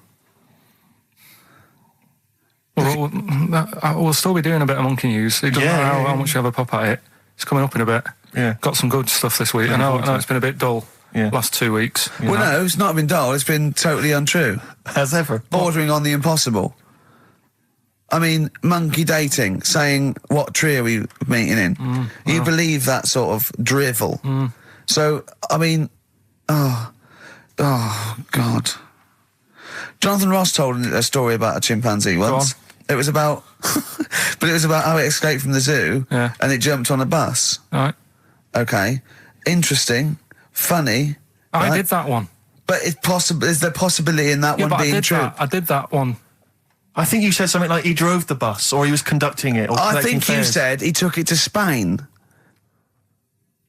Do you see the difference? It's that little stretch of credibility that means it's all shite. How is Jonathan Ross? All right? Is he? I wondered how long it would take before his name popped up. How is he? How is the old man? Looking forward to his birthday Monday? Oh, dear. Yeah. I don't know if any of the listeners saw Ricky on Jonathan Ross's TV show last night. Yeah. What? I mean, man alive. What? Well, that's not an interview. How is that an interview? What? It's not. He wasn't interviewing you. He's like two pals just having a laugh. And if we it was like it was a family do, and you just happened to film it and stick it on the telly. My friend made a good point. It was like any minute his kids were going to pop out, sit on that sofa next to you, and go, "Oh, Uncle Ricky, do the little dance." It was unbelievable. I mean, what were you wearing for a start? What's that? Some tatty old jumper like you'd just been doing some Artexing and he'd gone pot round with it. We're having a couple of drinks. That was Lambretta. Was it inside out? Trendy jumper. How do you keep getting things with the St. George cross on it? What do you mean? That's the only one I've You've got loads of stuff. T-shirts, jumpers, shoes. No, I've got a Union Jack. What's it? A French Connection but one. That's not my concern. I haven't got any underpants. That's not my concern. No, it's just the fact that, I mean, firstly, the fact that Ricky, for those of you who don't realise, Ricky is friends with Jonathan Ross. They are friends. Now, they've only known each other, what, a year maybe? About 2, yeah. It's less. I think it's less than 2. And what worries me is the friendship's too close. What do you mean? Because you're over 40. You see, it seems to me that after the age of 25, men should not be becoming really close friends with other men. It should be like you've had all your friends, you made them at university, at school, and if you were in any walk of life and you met someone at a party or a pub, even if you got on, you would not be phoning them every other day, like going to an awards. What are you wearing, Jonathan? I've heard this conversation. What are you wearing? I think I might wear this. Is it too formal? Is that going to be too formal? It's not true. It is. You're always on the phone to him. You're always chatting. I'm just going to pop around. Oh, I'm just going to play some tennis. Yeah, we play tennis. Always hanging out with the guy, and it's to me it's unhealthy. And this, it's just bled over now onto TV. Hold on, wait a minute. Whoa. So you're there. It's like, I'll tell you what it reminded me of: Des O'Connor and Jethro coming on to plug his live video. Or Tarby and Kenny Lynch. And then at the end of the interview, after they've been, mutually backslapping, he gave you a pet. Jonathan Ross gave you a cat as a replacement for your cat which died. Yeah. Now, to me, that's an inappropriate gift. What? It's a lovely gift. You should be. I don't think people should be giving pets as gifts. Do you know what I've got him for his birthday? Up to a wedding with I just bought you a cat. Do you know what I've got him for his birthday? I've got him as child. Well, you may as well, because that's what it's like, a cat to me. I've got a small Rwandan child. A cat to me is like, I've bought you this small child. I was going to sponsor him, but I got a bit of cash, I've flown him over. It's too intimate, it's too much responsibility. Do you know what I think, Carl? Go on. I think Steve's a bit jealous. I'll tell you, I got good reason to be jealous. What? I got good reason to be jealous, I just remembered this. Your birthday, Jonathan Ross was there. Karl Pilkington was there. Yeah. I don't remember being invited. I don't remember being invited. Was I there, Karl? You were there. I don't remember being there. But you're with him all day and that. Right, So- okay, well, yeah, but he sees you a lot. I mean, Jonathan, he's round his house every other day playing tennis, and who else knows what, swimming together and sat in his jacuzzi, cracking wise. What happened there? What happened there? Oh, we've got to the bottom of it. Play a record. The villa that we went to afterwards could only sleep It may as well have 6. been. How is the cat, all right? What's your name? Jonathan? Ollie. All Day and All of the Night from the Kinks, playing that for Jonathan Ross. I'm sure that you'll give him a call later, so don't worry, Jonathan, just you can live without him for 3 hours. Oh, jealous. Adverts. Hey, Outcast, XFM, 104.9, Ricky Gervais, Steve Merchant, Karl Pilkington. It's that time, isn't it? Rockbusters. Come on, Karl, what you got for us? All right, well, do you want to say what the prizes Actually, are? the or prizes we aren't bad give it away this and week. that? Really? We've got... I'll be the judge of that. Actually, what am I talking about? No, there's a 2-disc set, Rock and Roll Legends, on the cover there. We've got Buddy Holly, Elvis, Roy Orbison, and Little Richard. So No one wants that, baby. Nobody's interested. Nick Cave and the Bad Seeds, a DVD. I'm a Nick Cave fan and I wouldn't watch it. No, you'd watch it once at most best. when there was nothing else. Knowing Me, Knowing You. No, I mean, Nick Cave's good, but when do you watch rock DVDs? I Yeah. know. Knowing Me, Knowing You, great series, obviously, but once again, on VHS. Who wants it on VHS? Yeah. Where are all the bonus features? Absolute pointless The only so thing far. that's half decent is this enormous hardback League of Gentlemen book, which is the scripts and all sorts of other stuff. If you're a League of Gentlemen fan, you'll love it. If you're not, I guess it's a good Christmas gift. If you're not a League of Gentlemen, there's nothing in this for you. No, exactly. So... So, you can either enter for the hell of it. A pile of rubbish. What's the show? Well, not as bad as the competition, I suppose. So, go on. Right, well, you know how it works. Cryptic clue. It's not really cryptic. It's Well, usually wrong. Kind of is. Yeah. Right, so the first one, there's 3 of them, you get them right, you win the stuff. First one, I'll get him close. I mean, because you could win this if you got one right, possibly. if you go to Chepstow, you will. Was that a clue or is that a point? Is that something That's a clue. Right. All Say right. it again. If you go to Chepstow, you will. And what are the initials? Just S. Just S. Right. Second one, E.T. is upset. What's up with him? All right. E.T. is upset. What's he upset for? What's wrong with him? All right. Different. So not cryptic. So go on. M.E. The initials there. N-E? M. M-E. M for mother. M.E. All right.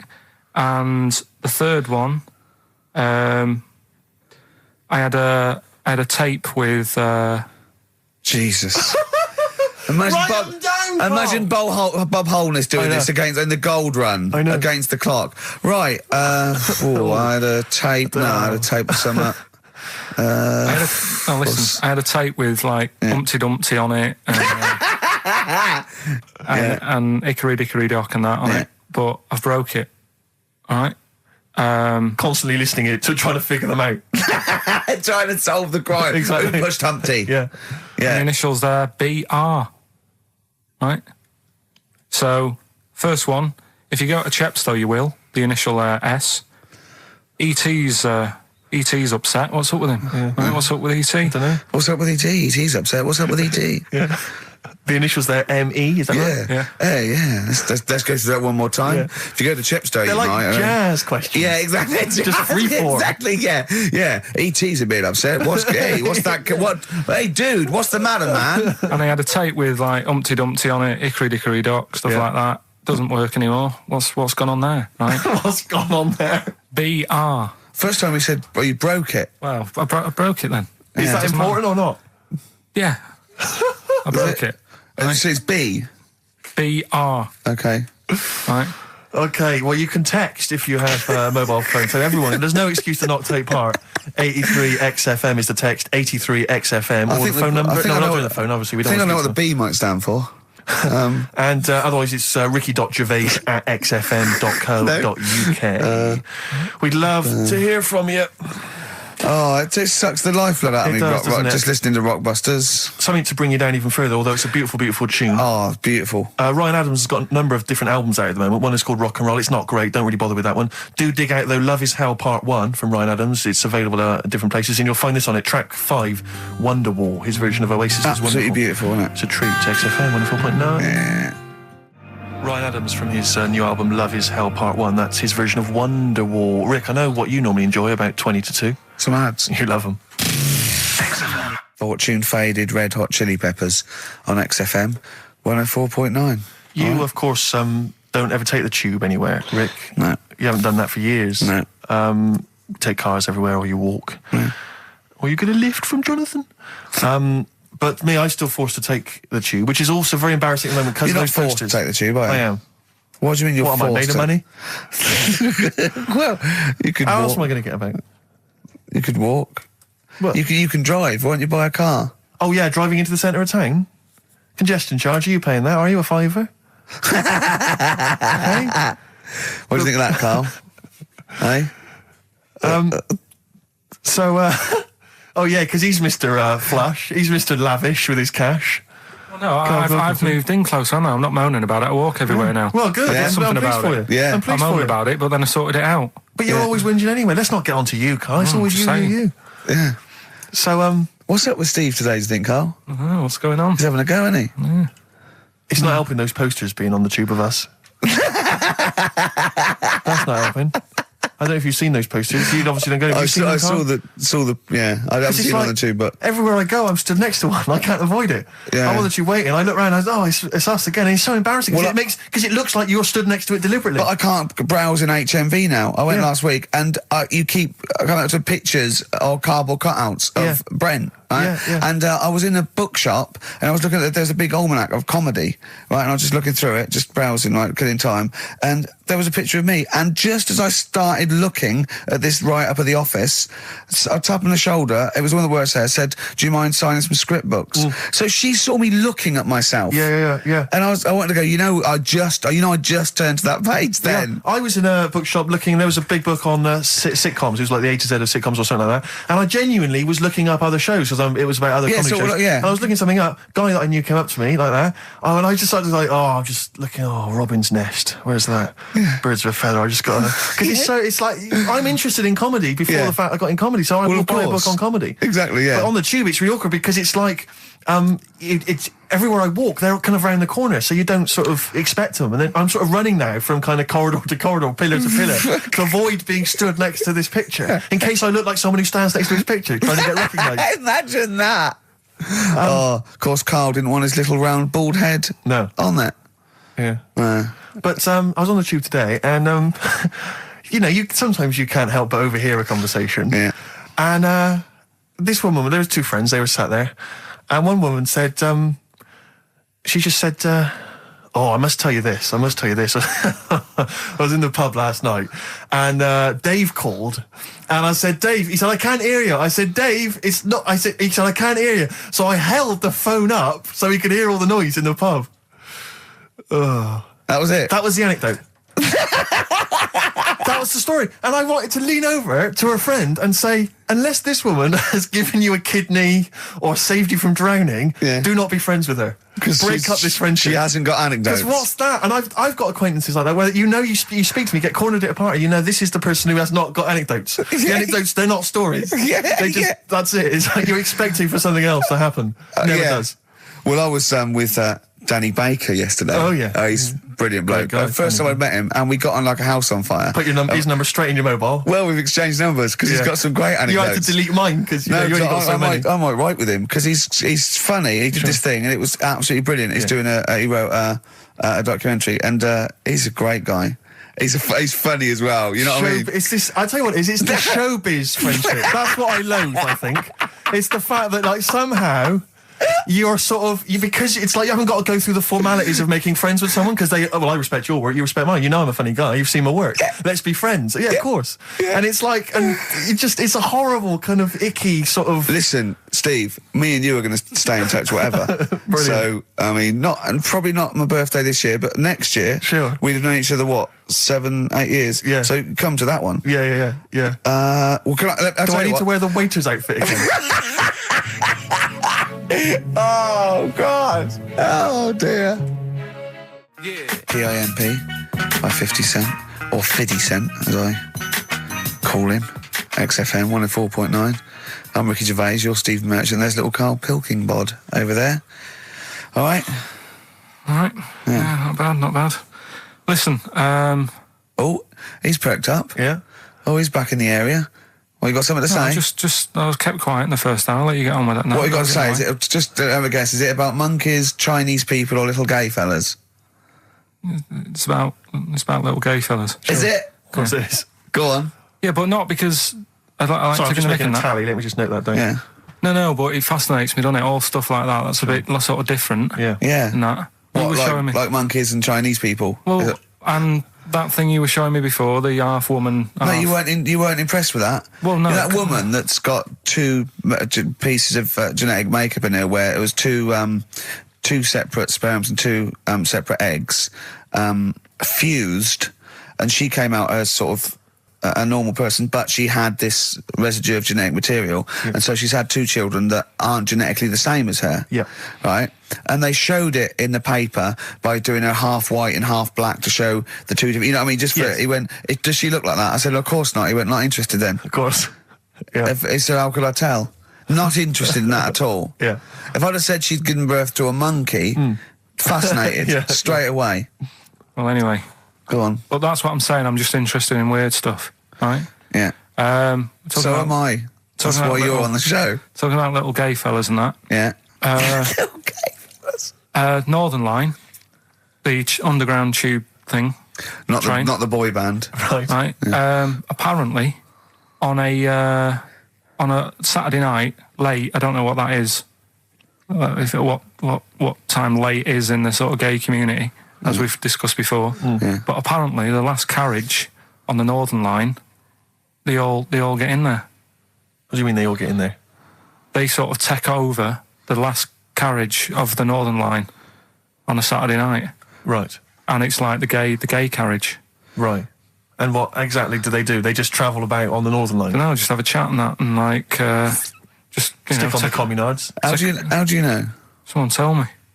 See, this. I mean, I'm glad you've informed me, because it wouldn't bother me, but I feel I should be told about these things, because I'm likely to stumble onto that carriage by mistake, and I'm not. It's not that it'd be a problem. It's just I might feel a little uncomfortable if there's a lot of people in, the black, the black leather gear and the moustaches, the hats. I mean, to be quite honest, they'd be annoyed. Of course, because they'd be expecting something a little bit, What do you mean? Well, they're good looking, most of them. Sure.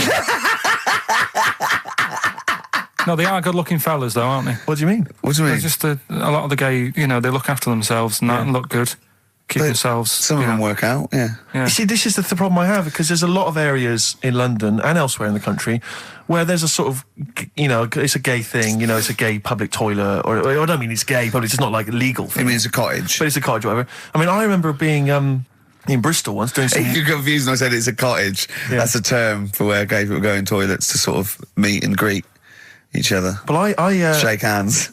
I was at the public library in Bristol once doing some studies from a sixth form, and I think the toilet was closed in the library, and I was dying for the toilet, and I popped out, and there was a public toilet behind the library. I thought, I can't believe my luck. Dashed down there. It was about 6-ish in the evening. I was working late. I was studying hard. I went in there, and I swear to God, I saw two fellas. With the... Is that unusual? Or? Well, no, they were up to some hijinks. What they're sort of like... Do you know the thing that struck me? What? One of them had bright red underpants. What do you mean? They were actually doing, they were having some kind of, they were having relations. They weren't even in a cubicle. They were out in the... Where were the underpants? Around his ankles? No. Yes, I swear to God, I'm not going to make this up. What old were you? I don't know, like, how old you are in the sixth form? 16 or whatever, 17? Yeah, and what did you do? Well, I actually said... you just joined in? What else did you do? You might as well. I actually swore. I said, F me. And then I went, no, don't. No, I did. I swear to God. I did. I went, F me. No, don't. Because I was panicked and I ran out. And as I was walking out, a guy was coming in. I went, hang on, mate. And then I thought, I better not tell him. I'll let him find out for himself. He might be going there to join in. He might have got a call. Come down. We're going crazy on each other's ass. Come down. You think it's a conspiracy, a Bristol conspiracy? What annoyed me my was... lover, want a bit of car? What angered me, Rick, was the fact that I wasn't notified, that there was not... I didn't know there was no sign. And afterwards, I spoke to other people about it, and they said, it's a famous gay haunt. But what annoys me is I feel that they should put an ad in the local press, a big paper, like once a week, like, you know, when they recall cars if they're damaged or there's a fault, or Currys might bring back stuff if they're sort of faulty goods. They say recall and we'll give you money back. They should just put an ad in the gay community should put an advert in that just says, these are the hot spots, this is where you're likely to find us doing some stuff. If you're not gay and you might feel uncomfortable, avoid them. And just list them, or little pictures, or, you know, a map or something. Anything, because like the gay tube thing, I don't know. Fun. 1, 2, 3 railway cuttings. Well, not that. It's more of a sort of social awareness thing. Yeah. So people, you know, don't feel uncomfortable But they don't want it exactly to be like sort of walking in under a neon sign. Why? It's legal. yeah, big arrows. As if. What do you mean? What's wrong with that? Because, well, it's actually a public place. I don't think cottaging is strictly legal. But they don't even have to specify what they're going to do. But some people, they're not. Some of them aren't. I don't think it's probably seen gays, is it? Yeah, but it's not. Yeah, but it's not the people that go out and they say I'm gay and I like Barbara Streisand. It's presumably the sort of people that do that are people that either aren't quite out yet, or do you know what I mean? Or they're doing having a quick one away to their wife and kids. Yeah. I don't know. I don't know completely how it works, but I'm sure there probably isn't a place like free bumming here tonight. No, there is kind of. What? Because I was walking home one night through Soho, right? Just because that's the way I have to go, not because do you know what I mean? I wasn't going there on that, right? So I'm walking through, right? And I was handed like a card, which was like a gay event, right? Now, that's a bit weird, isn't it? That straight away he's presuming that because I'm there that time of night. Well, and you got a shaved head and you sort of like, you know, you sort of like quite look after yourself and you got some nice clothes. Yeah, but it's still... You look can't like really a little presume. bit rough, don't you, from Manchester. You look like a northern rent boy who comes down to stand outside McDonald's. But the card was rubbish, right? What do you mean? Had this fella on it, right, all sort of greased up and that. Why would you look? Just having a look what he'd handed me and that. Right. Just having a look. Picture of him, sort of sailor's hat on, tan body, like just his arse out like that, and rubbish slogan, right? The best bum in W1. Is bum there a noun or like a verb? What do you mean? Well, to bum, is it like get the best bum you've ever had, or he had the best bum? I think it's just I don't suppose you asked. No. I don't suppose you called the number to check. What do you mean exactly by this? Does it mean you've got a great arse? Do you mean I will be well bummed, or do you mean you've just got a good... Come on now, let's just a final point about, because I asked my friend how it all works up on the Heath, because I live in Hampstead Heath, near Hampstead, and I was where I didn't want to go walking and get myself involved in anything. How can you get involved? No, again, I didn't want to walk. Sort of like, is it like, oh, I can't believe it. I couldn't say no. Oh, my wrist, it's knackered. What do you mean? Well, I was there for about 2 hours. I must have gone about 43 of them. But, you know, I didn't like to say no, because they were so pleased to see me. Oh, it's God. not so much the fear of that. It's not good skiing practice. I was doing 2 at a time for a little while. It's not the fear of that so much as the fact that, again, you don't want to gate crash someone else's party. Do you know what I mean? No. You don't. If there was a straight couple having sex, you'd want, oh, I'm sorry, and you'd want to avoid that area. Of course. But I was finding, so someone told me how it works, and apparently you just go in, like, sit on a bench or something, and then a guy just sits on the bench, and they just look at each other. There's not really anything said. It's just a kind of nice evening or whatever. You know, I guess it's like 2 a.m. or whatever, and then they go off in the bushes and ding dong. But it's like, I don't know how that culture's developed. I love this programme now. Why can't that be the case with women? That would be amazing. You just go out to the park at like 1 a.m, you just sit on a bench, you just be like a scene from Gigi. Exactly. Just walking along with the perambulator. Yeah, exactly. But that would be a joy if there was none of this formality. You've got to talk to them, buy them dinner. Oh, you're joking. Romance. Oh, no. Just this kind of informal thing. It'd be great. So what would you do then? You go up to a woman and go, come on. Yeah. Let's stop mucking around. We know why we're both sat on this bench. There's a nice bush over there. Yeah. Let's have a bit. Yeah, and then she'd go, yeah, great, thanks. I'm killing some time before I, pop into town. Yeah. That'd be perfect, thanks. You make my weekend. So you're jealous of gays as well as me? In a sense. In a way. What do you think, Carl? Let's put a track on. Why? Are you getting scared now? You brought it up. Is it getting too close to the bone, so to speak?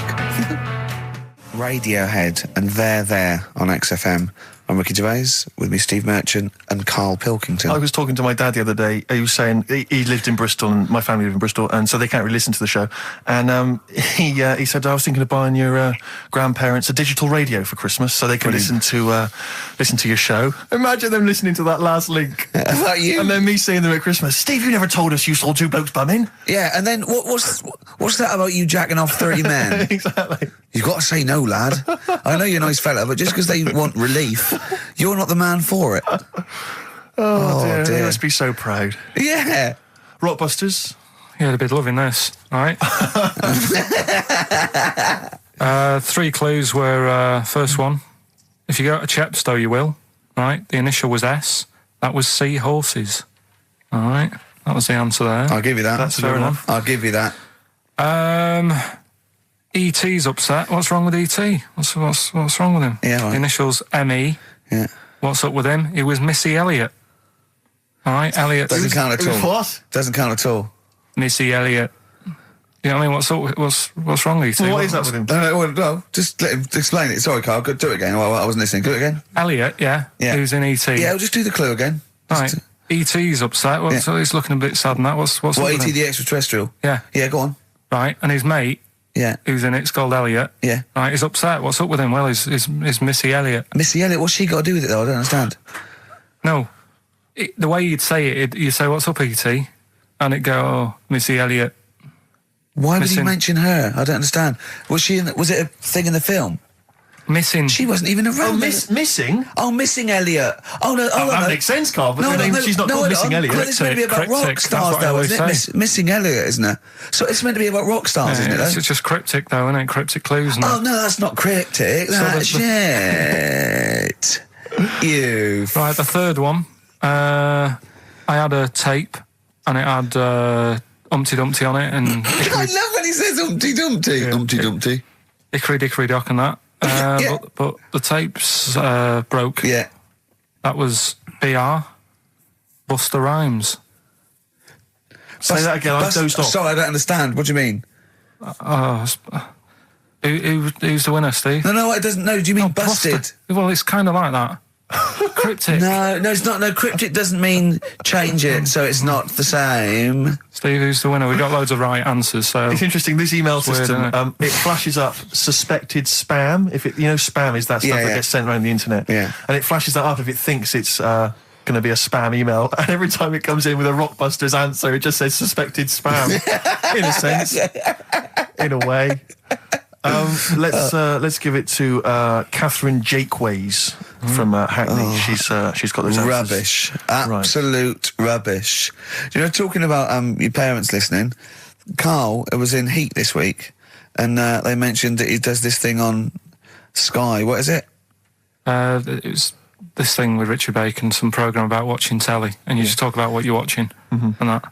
And he was annoyed because he said because his parents are there, and so he's not doing it. He's not going to turn up because they mentioned it in Heat. And so his parents might watch. Yeah.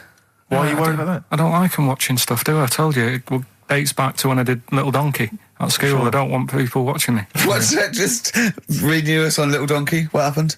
It was just, I was there to play the drums and that in We Three Kings. I was loving it, I got a bit carried away. How old were you? About 13. Yeah. Right? Really? Probably. Yeah. About 10, about 10 probably. Yeah. 6. Between 6 and 13. How old were you? What school were you at? Okay, you were playing Little Donkey. Yeah. So, and, No, but it was one of them schools where everyone sort of was in the same one. Do you know what I mean? Oh, a Manchester school. Just the one classroom. Well, it's like...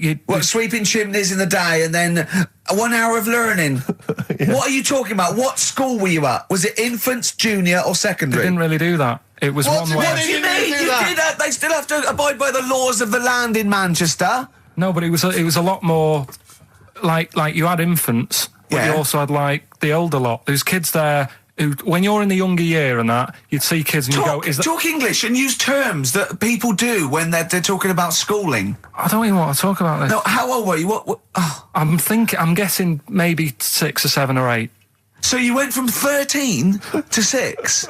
Yeah, but like I say, it's hard to remember because... Imagine if you were giving evidence in a trial. Yeah.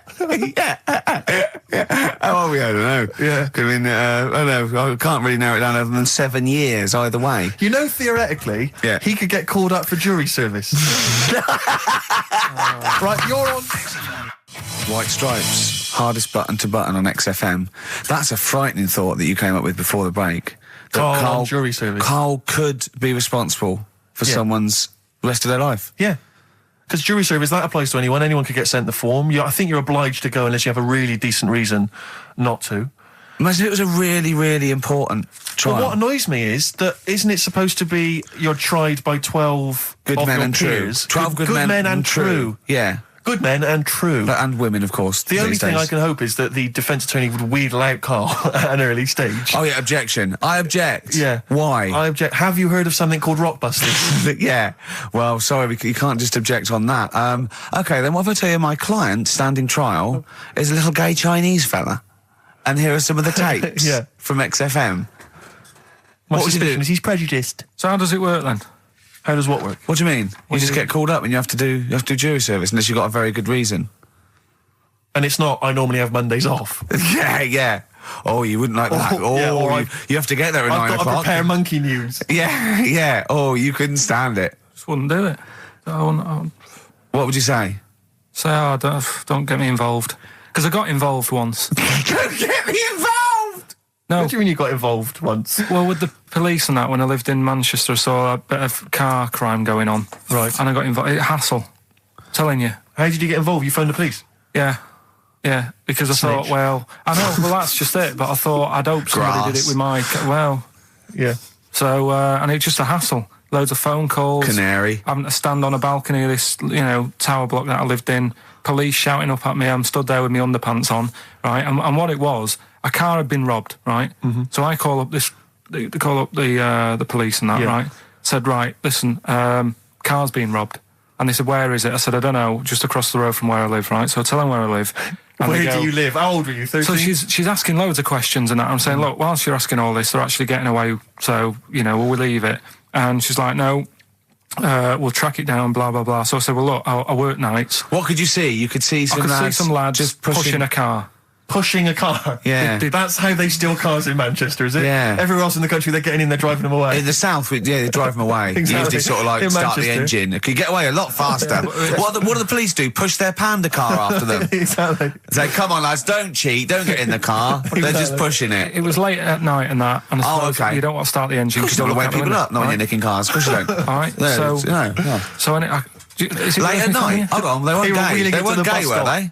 They were out late, really? Come on, Carl. So what happened?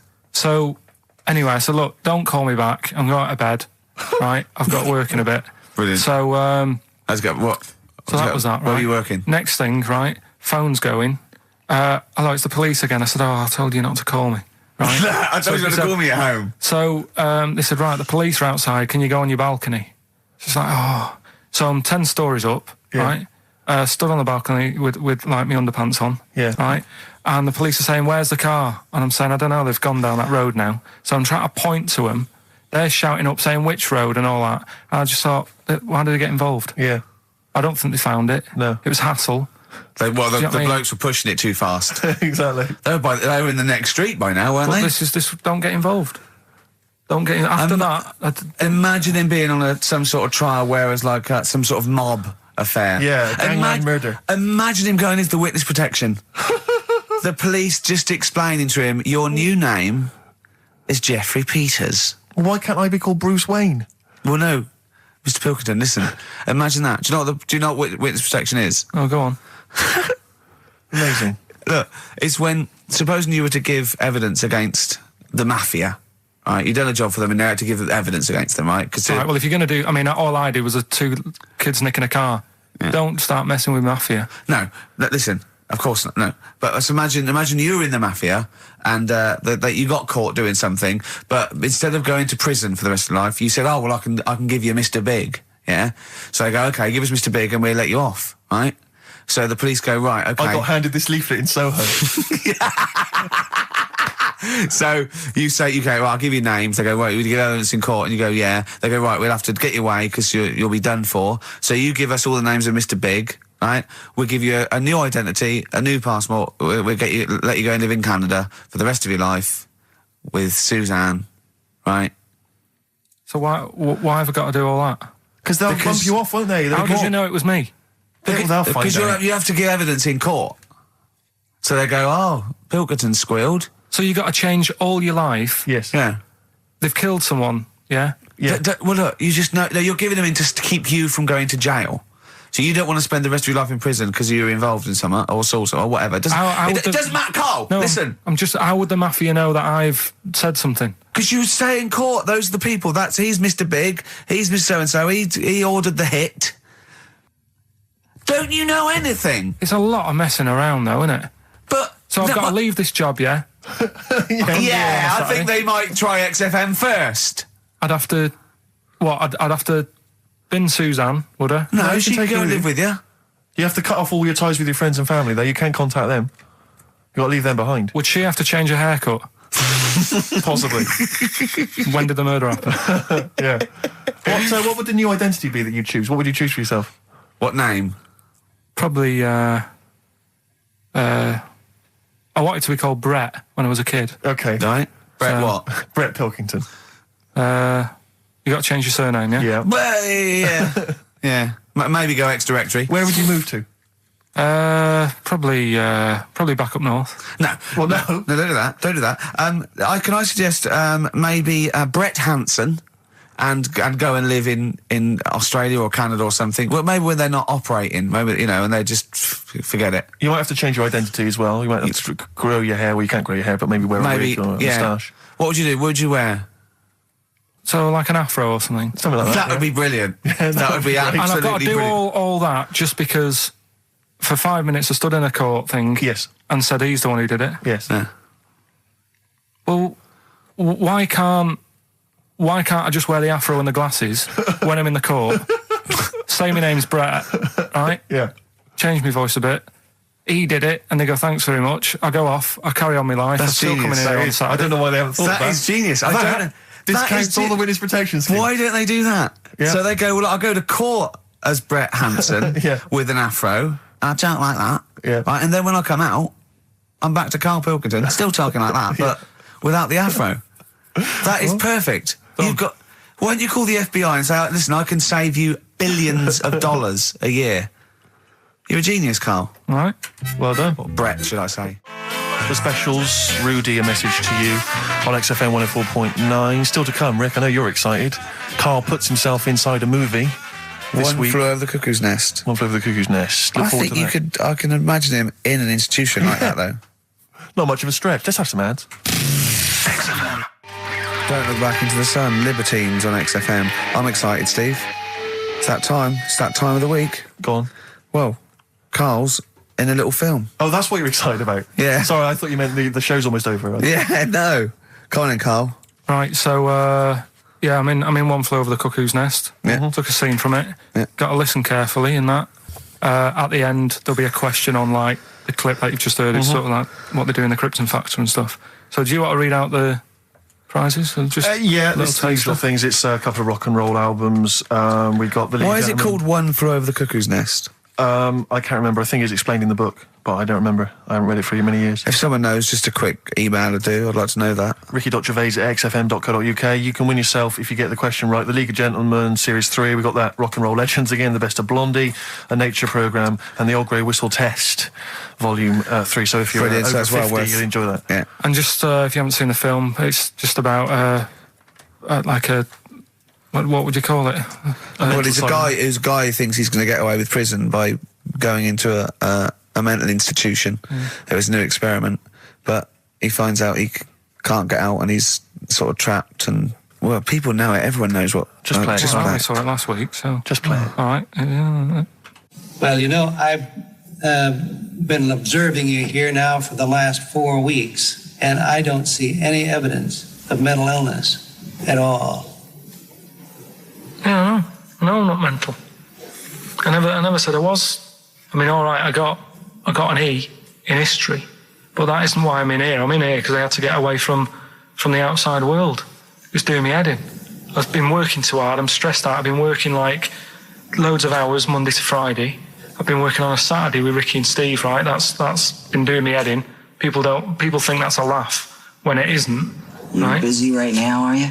You got something to do right now? See, this is why I'm here today, Doctor, because he's doing me head in.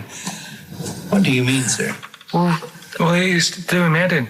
I came here to get away from Ricky. He is just as bad. I'm smarter than him, ain't I? No, you're an idiot, right? You're just... we're just good friends. No, we're not friends. And if you were a friend, you wouldn't be doing that to me, Ed. How do you mean that? Well, don't ask... Come on, I'll show you. Yes, Look what you've done. Get him out of here. Get him off me! Get him off! Ow. That ought to be, just hold it right there. All right. You get off! Doctor, will you tell him? Don't hurt you, does it? Of course it does. That's it. Now hold on to it. Not too hard. You'll crush all the air out of it. He normally does it harder than this. But... No, just warming up. Warming up. What's somebody else? All right, baby.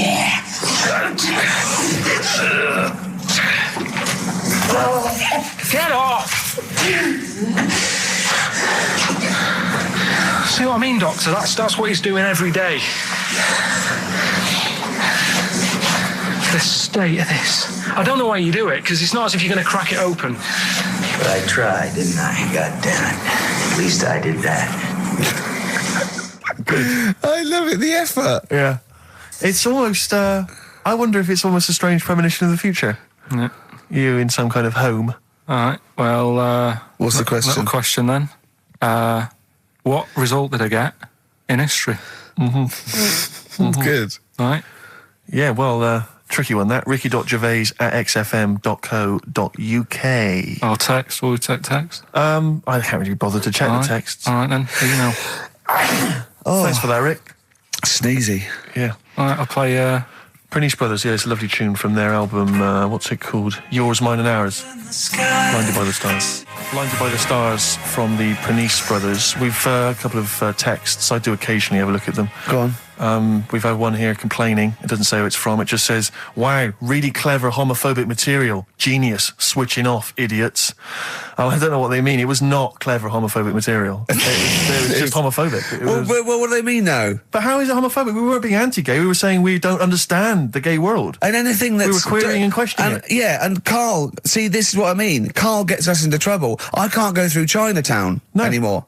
It's not really a town, though, is it? It's not really a town. It's more of a novelty street. Novelty street with restaurants. Yeah. But I can't, and when we sort of like talk, we get tarred with the same brush as him because the man's an idiot. Yeah. But we often say that. We are not homophobic. I don't think Carl's homophobic. He's confused. He's interested. He's got nothing against Chinese people. He's got a little theory that they don't age well. And these are the sort of things that come across, I mean... They're not meant to be homophobic and racist. They're showing that Carl, I don't know the PC term for this, is a bit mental. Yes. And, I think we're doing our bit by letting him on the air as well. Like that complaint he got about that woman on, what's it called? Who are you looking at? Yeah. Because he said about, I don't even want to repeat it, but he said some, Yeah, but I never meant to upset anyone with that. No, I know you didn't. No, I know you didn't. No, but I mean, it's on a website now, and to be fair, she does say it was Carl that said it, and we were the idiot presenters that let him on air. But it's like Carl is bad for our reputation. Yes. Do you know what I mean? It's funny to be in a room with him, but then I want to sort of shake it off. Yeah. And I don't know what to do about it. Guilty by association. I know.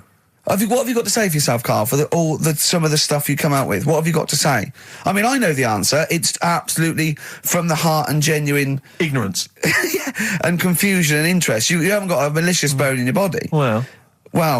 towards but, me, yes, but yeah, other people. But again, he's just honest with you. He says... don't repeat what he says. No, don't repeat it, just leave it. But it's not as bad as some other things. But he says, remember you just say that when you first met him, he looked a bit hard, but you got used to it. Yeah. No, that's from the heart. That's like him sort of like being honest and nice, but he doesn't know what that... And we can take it, of course. Well... What have you got to say for yourself? I haven't got anything to say, really. I mean, there's been other weird stuff going on in the week and that. Go on.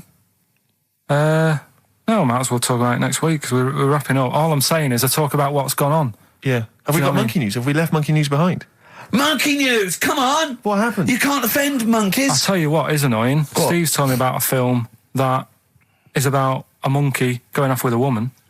The Charlotte Rampling thing where she... It's a film called Max Mon Amour. Yeah, she has an affair with a monkey. Go on. Yeah. Oh, what happened? You wouldn't like it. We can't go into it. You wouldn't like it. You wouldn't like it. It's not like it's weird and you wouldn't... Carl, it's not like a nature programme where he wears a bowler hat and can talk. Okay? The nature programmes that you seem to see. Yes, I'm trying to think. I haven't seen that one. No. Yeah. Come on. Do monkey news. Well, monkey news this week. Play the jingle. Oh, chimpanzee that monkey news, Right, it's about this monkey that was knocking about in the 1950s. Right. It was known in the sort of LA area, right? And apparently, again, I haven't really checked all this out. I've just picked up bits that look interesting. Yeah. Wore a golden mask and like a cape and a leopard skin belt and stuff, right? So people didn't know that he was a monkey. Of course they didn't know, yeah. They thought it was this bloke who's going around and he was helping out crime situations and stuff. Right, you're an idiot. So this disguise, that you see a 3'6" bloke with arms the length of his body. No, but that's the funny thing, right? They sort of thought, it's a bit odd, he's stocky, yet extremely flexible. Yeah, and hairy, because he only wore a white mask and a belt. And a distinctive jawline and stuff. And then, apparently, like, he used to sort of get to his... Nothing we say gets through, does it? You've decided you can picture this monkey going around solving crimes, and it's... telling you. Let him finish the story. Time's running out. So it sort of get to its crime by, like, swinging from the trees and stuff. Of course it would, yeah. But people just thought it's a normal fella. Of course. Then what happened was... This is the bit that's going to annoy me, isn't it? He helped some fellas out, like, and for a reward, they were like, do you want some money? You've helped save our lives during a crime and stuff. Do you want some money and that? And he just went straight for the shopping bags, got a couple of bananas and apples, right? And as he was bent down, looking into the bag, getting the bananas and apples, they pulled his mask off. Little monkey. So he wasn't allowed to work for the police anymore? It ended there. Sure. Weird, isn't it?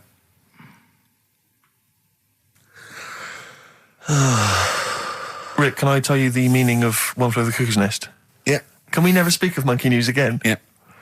It comes apparently from an American children's nursery rhyme. 1, 2, 3, 4, 5, 6, 7. All good children go to heaven. Some fly east, some fly west. Some fly over the cuckoo's nest.